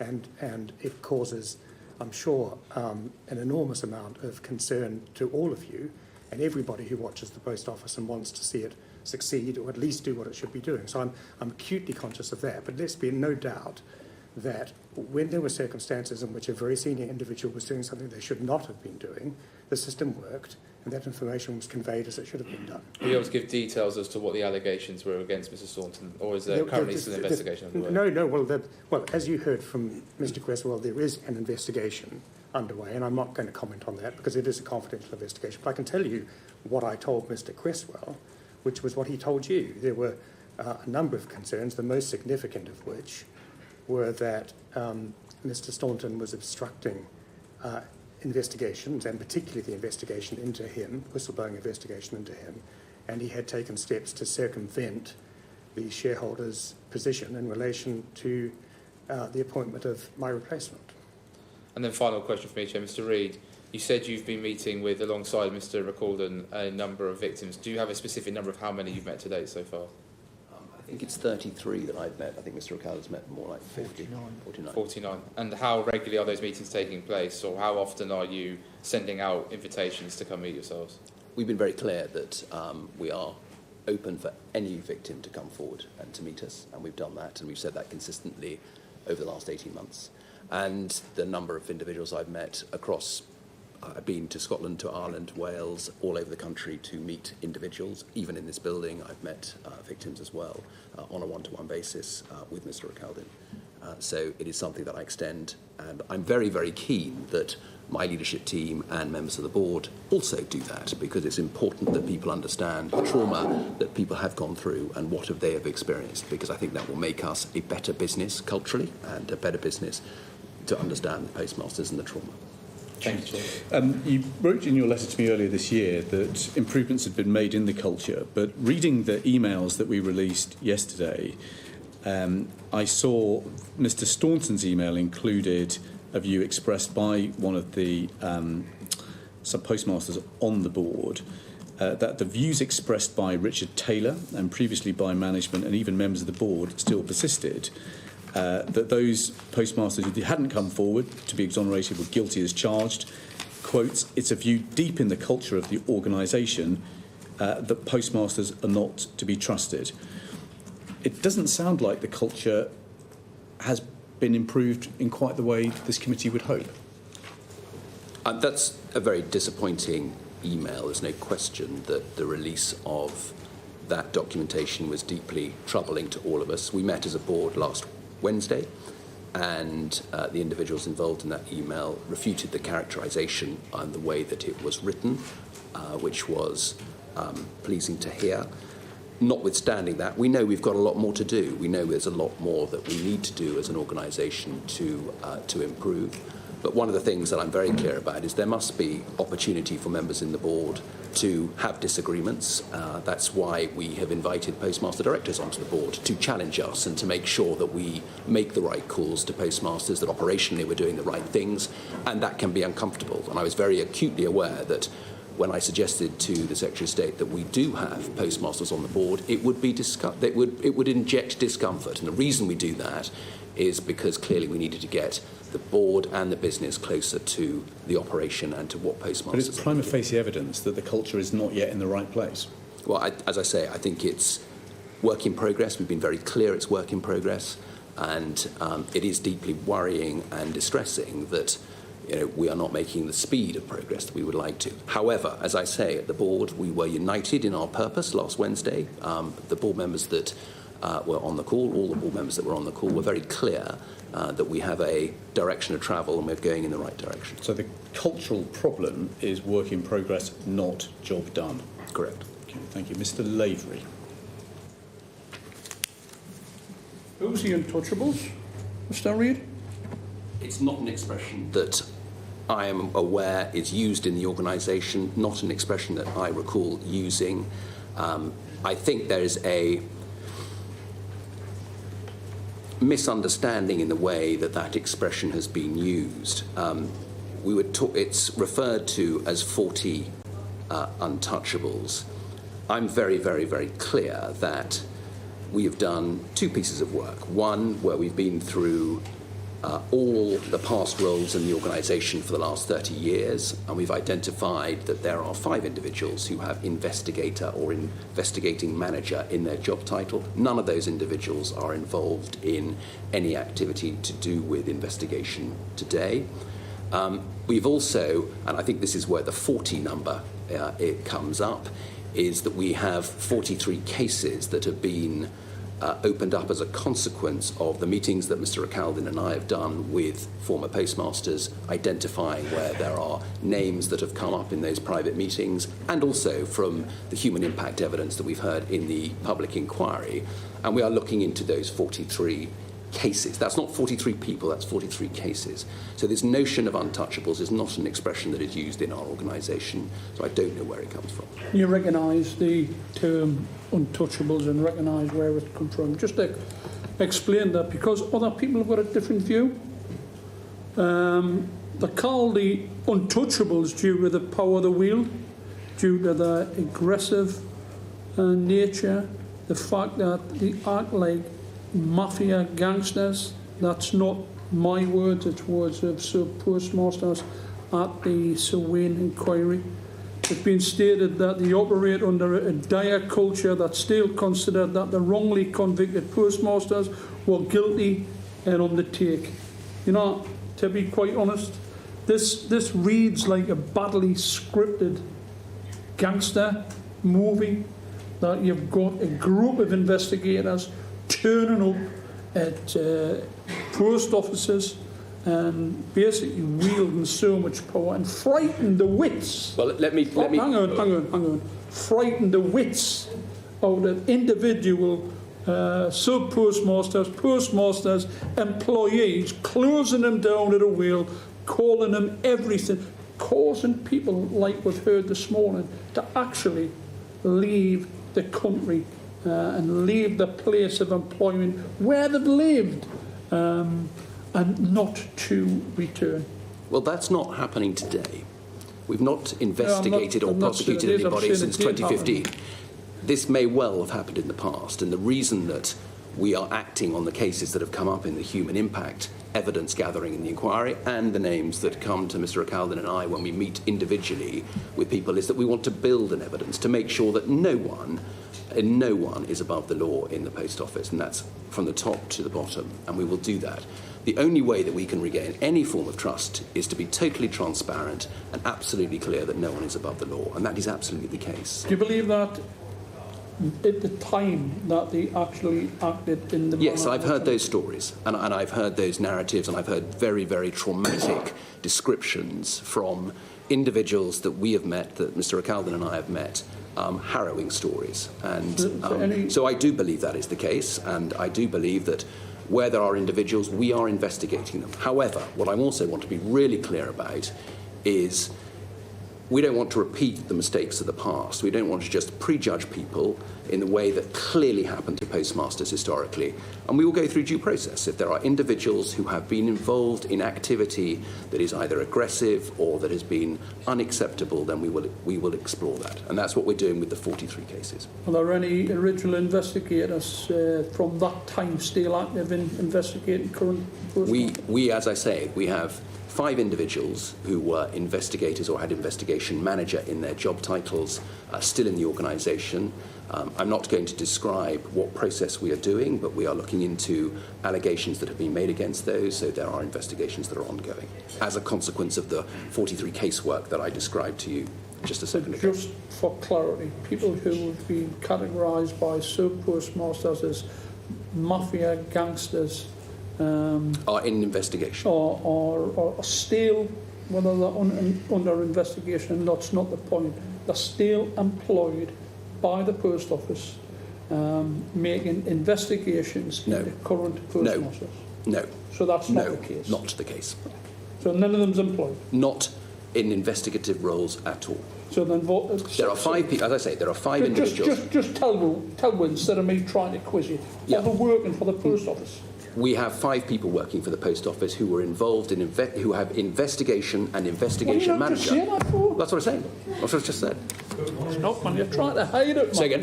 Why are they still employed? Because these are individuals that have come up during the human impact sessions or during meetings that Mr. McAlden and I have had with victims. And so, to ensure that we have due process, we will investigate these individuals. And people know that investigations take time. We want to assess the allegations. We've been out to individuals that Simon McAlden and I spoke to and have asked them the question. We've followed up, and that's what we're doing at the moment. And we will go through a due process, and I will ensure that people have the right to reply. And that is important. And I want to make sure that we have a proper process. Okay. Is the Horizon data still being used to support you prosecutions? We're not prosecuting anybody. We've not prosecuted anybody in the post office since 2015.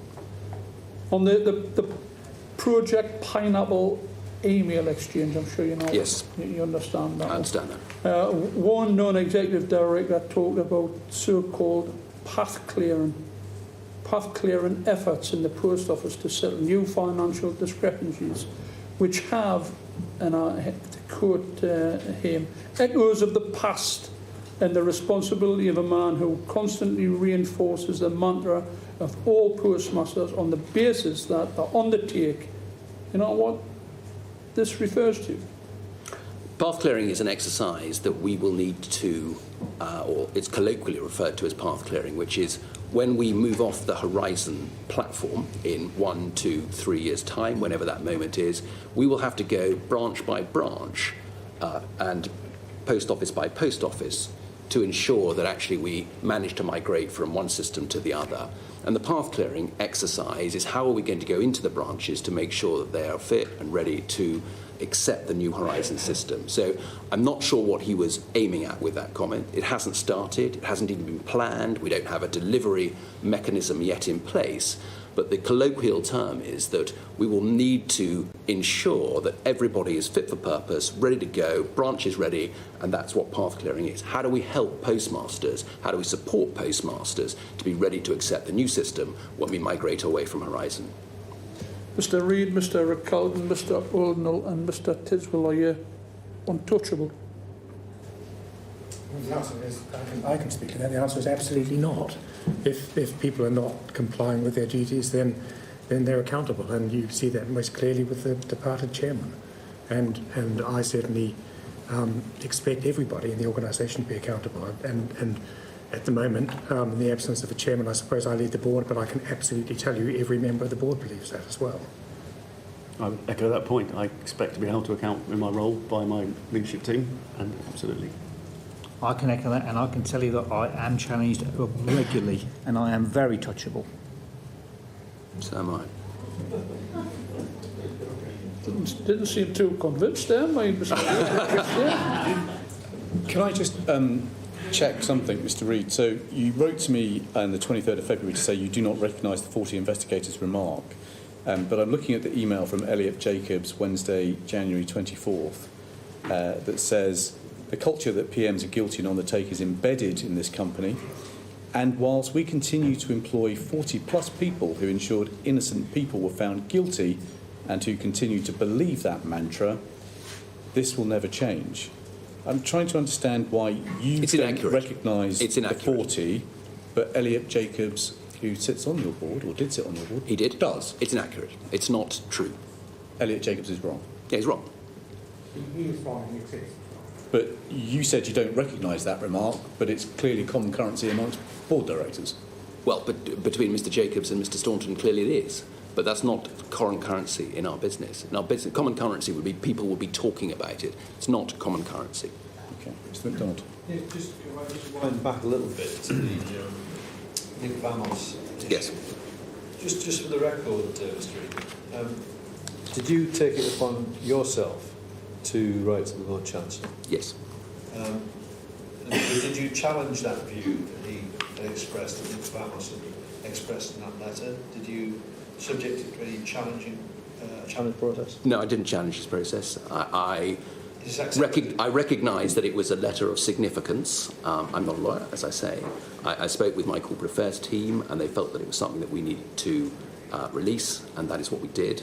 But as I say, I'm under no illusions that... So you talked to your corporate affairs team. Did you talk to the board? Did you mention? No, I didn't mention it to the board. I don't mention everything, all the decisions that I make to the board. That's a pretty significant intervention, not to mention to the board. It's a matter of judgment, and clearly, as the Group Chief Executive, I didn't believe it was the case that I needed to do that.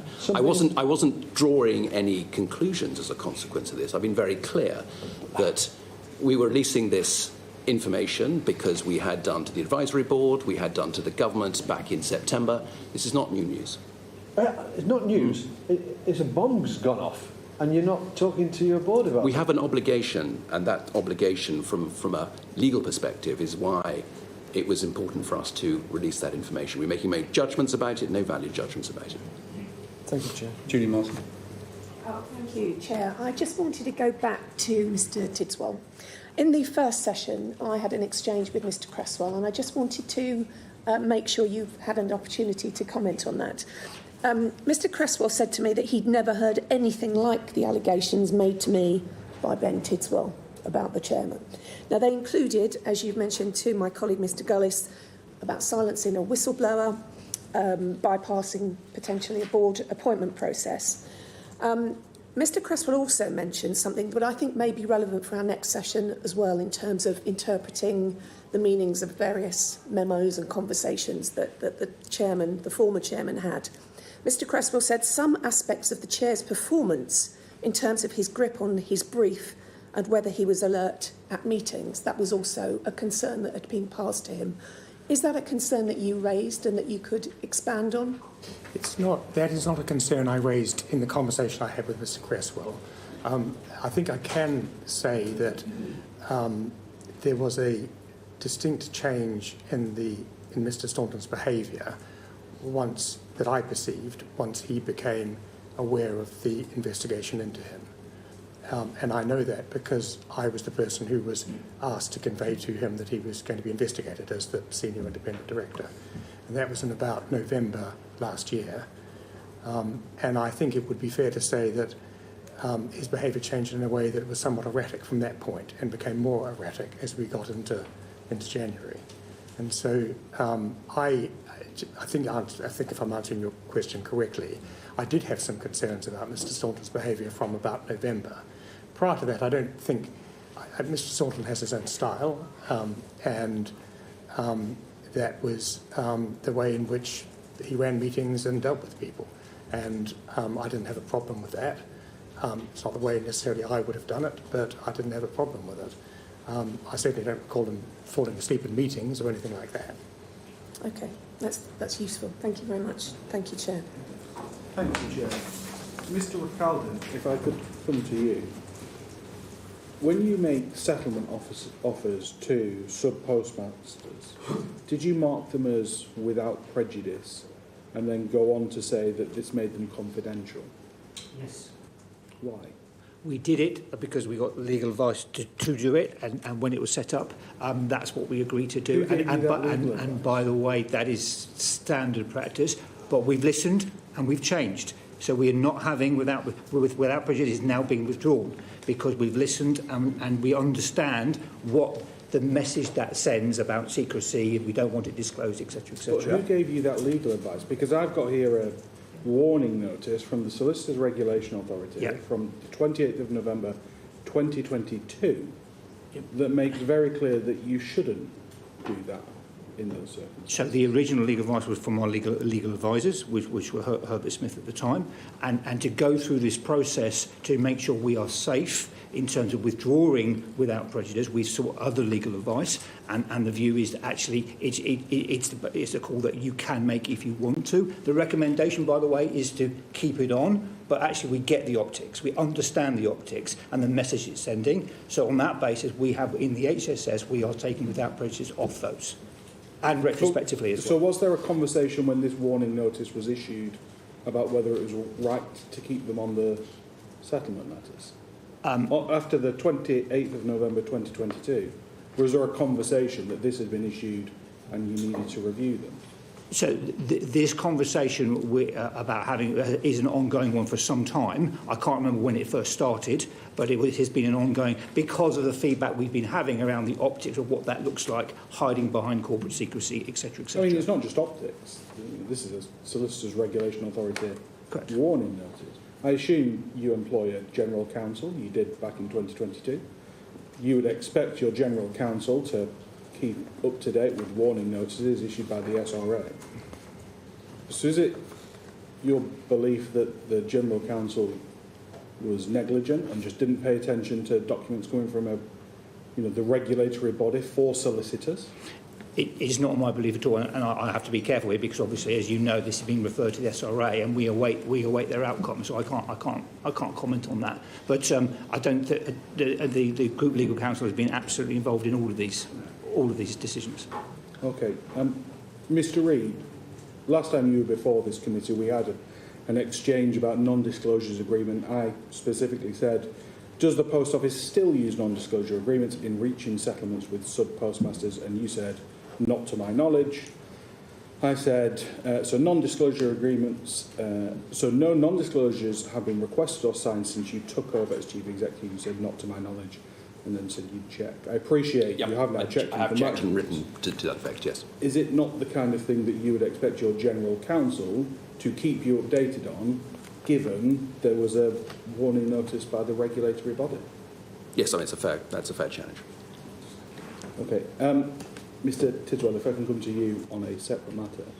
In the disclosures we've had of various email exchanges, it's clear there was some dispute about the process to follow to secure your replacement, whether that was an internal process or an external process. I think the former chairman, Mr. Staunton, suggested it was external, but a majority of the board voted instead to make it an internal. What's your recollection of how that process was working? I think let's say that's not quite right. It's the other way round. Okay. In fact, it was not even necessarily the other way around. If I can just explain, the original position, which I think was towards the end of last year, was an agreement among the board that it would be an external appointment. To get more experience and... Yes, I think it was felt particularly that there was an opportunity to bring on the board somebody with different experience, particularly Whitehall-facing experience, who could help us a little bit more with understanding how to navigate government and policy. And just to be very clear, this is not a decision the board can take. It's a decision for the shareholder. Yeah. And so all we did at that stage was recommend to the shareholder. The shareholder agreed with that, and of course it wasn't something that we said without consultation. It was a position that had been foreshadowed, and we understood that to be the department's view as well. So we agreed that, and we started the process. What happened in January, very shortly before the decision was taken by the Secretary of State in relation to Mr. Staunton, was that a series of discussions were convened by Mr. Staunton in which he sought to reverse that decision and indeed gave instructions to the company secretary to stop the search in circumstances where there had not been a proper board meeting to discuss it. So he made that decision without consulting the board? He discussed it with some board members. But not at a formal board meeting? Not at a formal board meeting. And most importantly, he hadn't consulted the shareholder. And I think it was always plain, it should have been plain to him, but certainly it was plain, I think, to me, that there was no prospect of the shareholder changing his view on that. I think the shareholder had a firm preference for an external appointment. And so I think that was the second thing that Mr. Cresswell referred to this morning, and it was certainly a point that was key in my discussion with him in January, which took place 2 days after Mr. Staunton sent an email about that. And you've probably seen the email in which he says to the company secretary, please stop the search. Yeah. And that, I think, probably you could say that was somewhat the straw that broke the camel's back, in that at that stage I think it became apparent that something needed to be done, some discussion needed to take place about whether he was the right person to be the chairman. And would you characterise the way that process worked, the way Mr. Staunton undertook that as pretty standard character for how we would approach governance more broadly? The discussion, the second bit of the discussion, you mean? No, absolutely not. On the contrary, I think it was not how you would approach governance, and it seemed to me, and indeed to other board members who were involved, that it was very odd, and it wasn't consistent with what you do at all. You've sat on other boards before, presumably? I have sat on. I'm not on the Post Office board because I'm a governance specialist. Yeah. I'm, as you know, a lawyer, and I'm there primarily to help Mr. McCaldon. Having joined the board, I joined the board in July 2021 in order to try and push forward all the things we've been talking about today, and in terms of oversight. And so Mr. McCaldon and I work very, very closely together on that. I'm not a governance specialist. I have chaired a board of a professional partnership with independent directors on it, and I've also had a career in which I've dealt with governance issues like the collapse of Bearings, the collapse of RBS, where I acted for the non-executive director. So I've got a long history and experience of understanding how you do this. And of course, there's a lot of guidance about this which is published about corporate governance. Mr. Reid, if I can come to you finally on an unrelated note to that, one of our roles in this place is to represent people across the country, and I'm sure we've all been contacted by postmasters and sub-postmasters, certainly since the last evidence session. Now, I've been contacted by quite a few. They all share broadly the same perspective, which is the culture of the post office hasn't changed, that as postmasters and sub-postmasters they feel undervalued, under-remunerated, and they don't feel like they've got the ear of the executive team. What would your message to all of those be? I'm deeply worried that that's how people feel. I would want to reassure them that we have postmasters at the centre of everything we are trying to do, both from a remuneration perspective, from an engagement perspective, from a communication perspective and a support perspective. We put in places where we are making ourselves available to them. We have a series of meetings, regional meetings with postmasters starting in March and April. I'm going to be available. I'm always available to speak with postmasters, as we did yesterday with the Voice of the Postmaster, with the CWU postmasters. I am available to do that, as is my leadership team. But you did hear earlier, in an earlier panel, we were talking about remuneration and the level of pay that sub-postmasters receive. We heard under £20,000, just over 20,000. I mean, you can't be happy with that. Of course Surely I'm not. When you look at remuneration and you do your next review of how you compensate your postmasters and sub-postmasters, that's got to rise dramatically. We have a yearly meeting, which is in April, when we discuss the remuneration rates, and that's something that we'll be in discussion with the NFSP and talking to them about how we are going to move remuneration forward. We've done it relatively succinctly over the last sort of 18 months or so. We had an excellent Christmas this year where remuneration was up by 11.5% over the 2 months of Christmas. So we are making progress. We're migrating the business away from some of the core activities of just simple mail and parcel distribution by bringing in new carriers, by bringing in new business, by building out the banking framework, which will be more remunerative for postmasters as well. So it's all about trying to make sure that we can secure the commercial sustainability. But could you make a commitment, for example, that your intention is that every postmaster and sub-postmaster gets paid, X% above the real living wage as a bare minimum? And if their calculations are that they're not doing, you'll make sure there's an appropriate profit. Well, as I say, we have hardship funds. We have different ways of trying to make sure that postmasters are. But we will be working this year when we go through the remuneration improvements that we do to make sure that we continue to make sure that the proportion of revenue that goes to postmasters increases year on year. Okay. Briefly, Mr. Gillis. Thank you, Chair. Mr. Reid, when you and I last met in January, I asked whether any public relations companies had been hired by the Post Office after the drama had aired. Correct. And whether or not the Post Office, what the price of that was.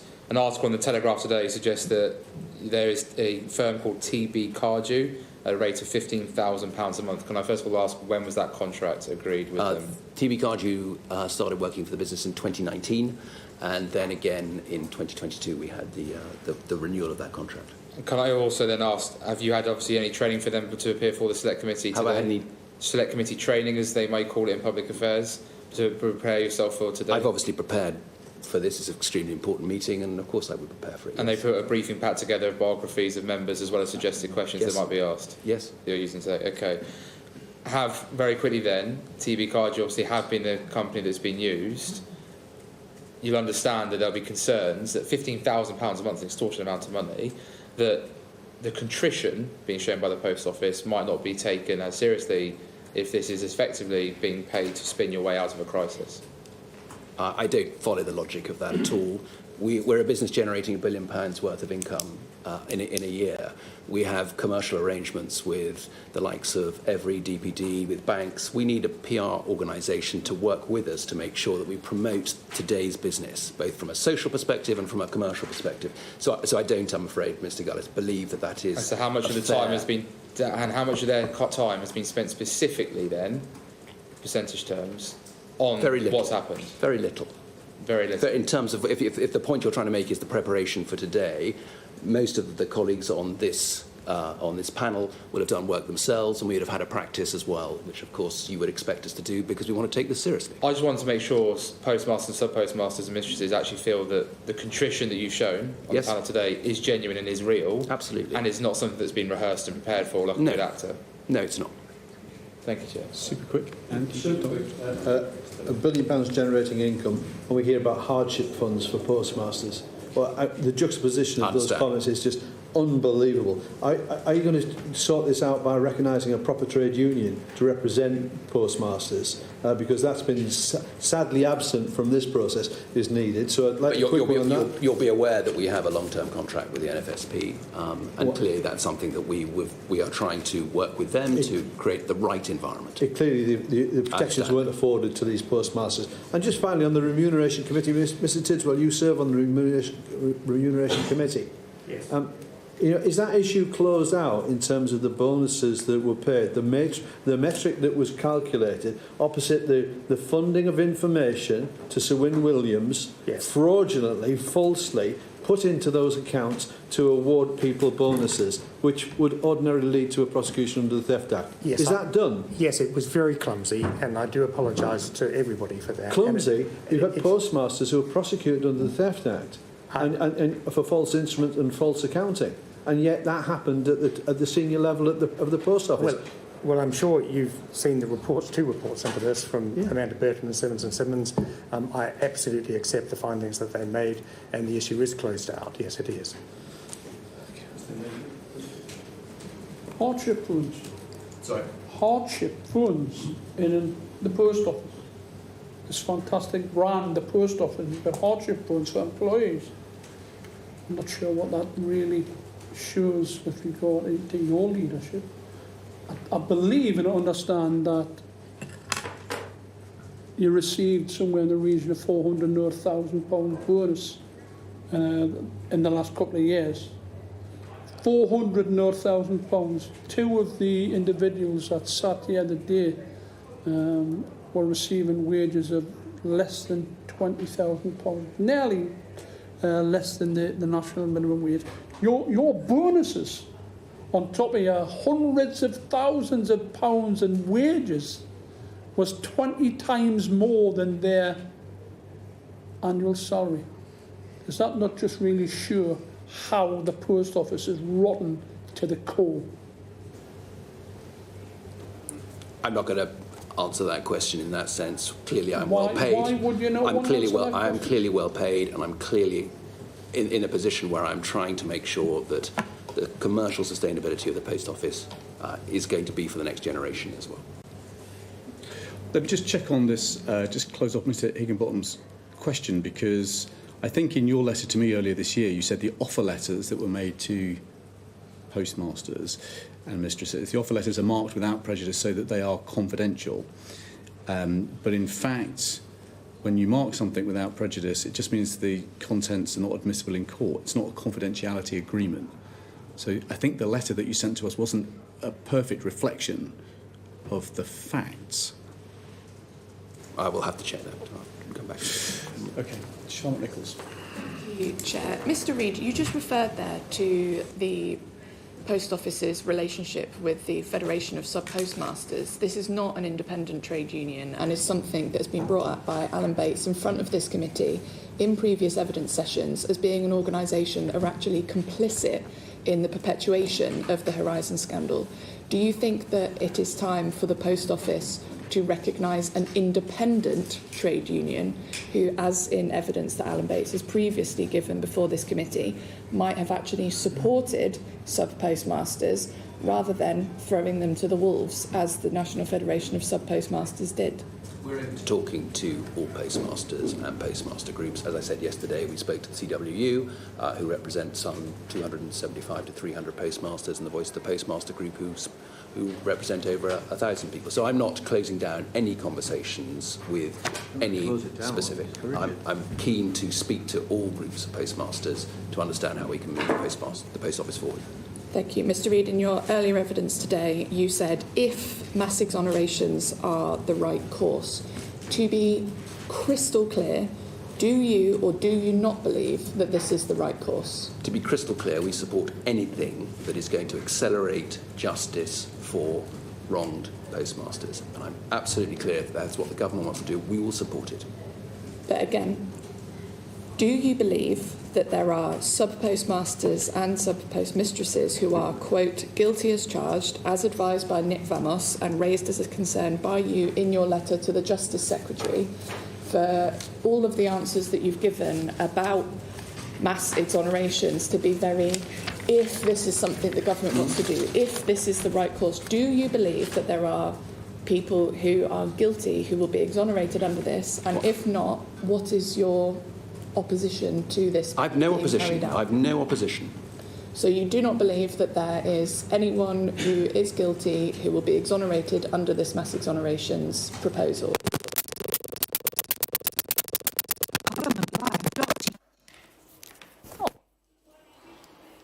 Well, we have some technical problems there with the feed from the House of Commons.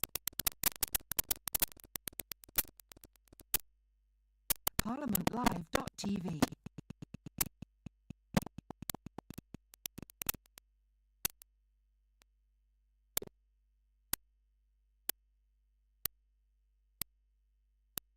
ParliamentLive.tv.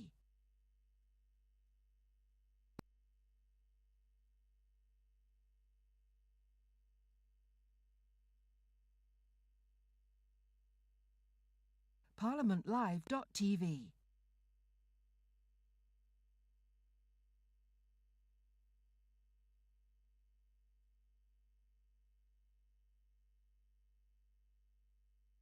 ParliamentLive.tv.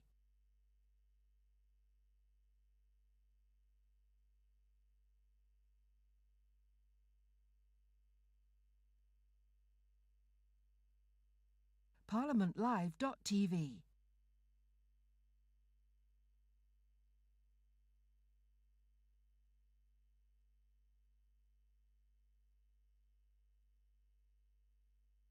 ParliamentLive.tv.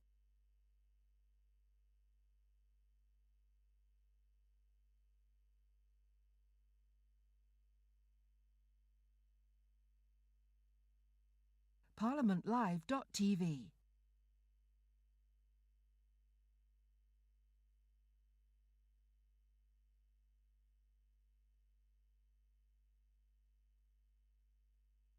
ParliamentLive.tv.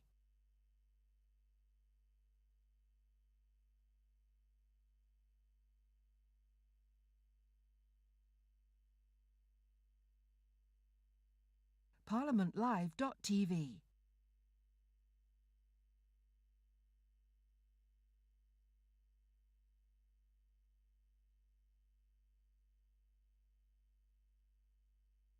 ParliamentLive.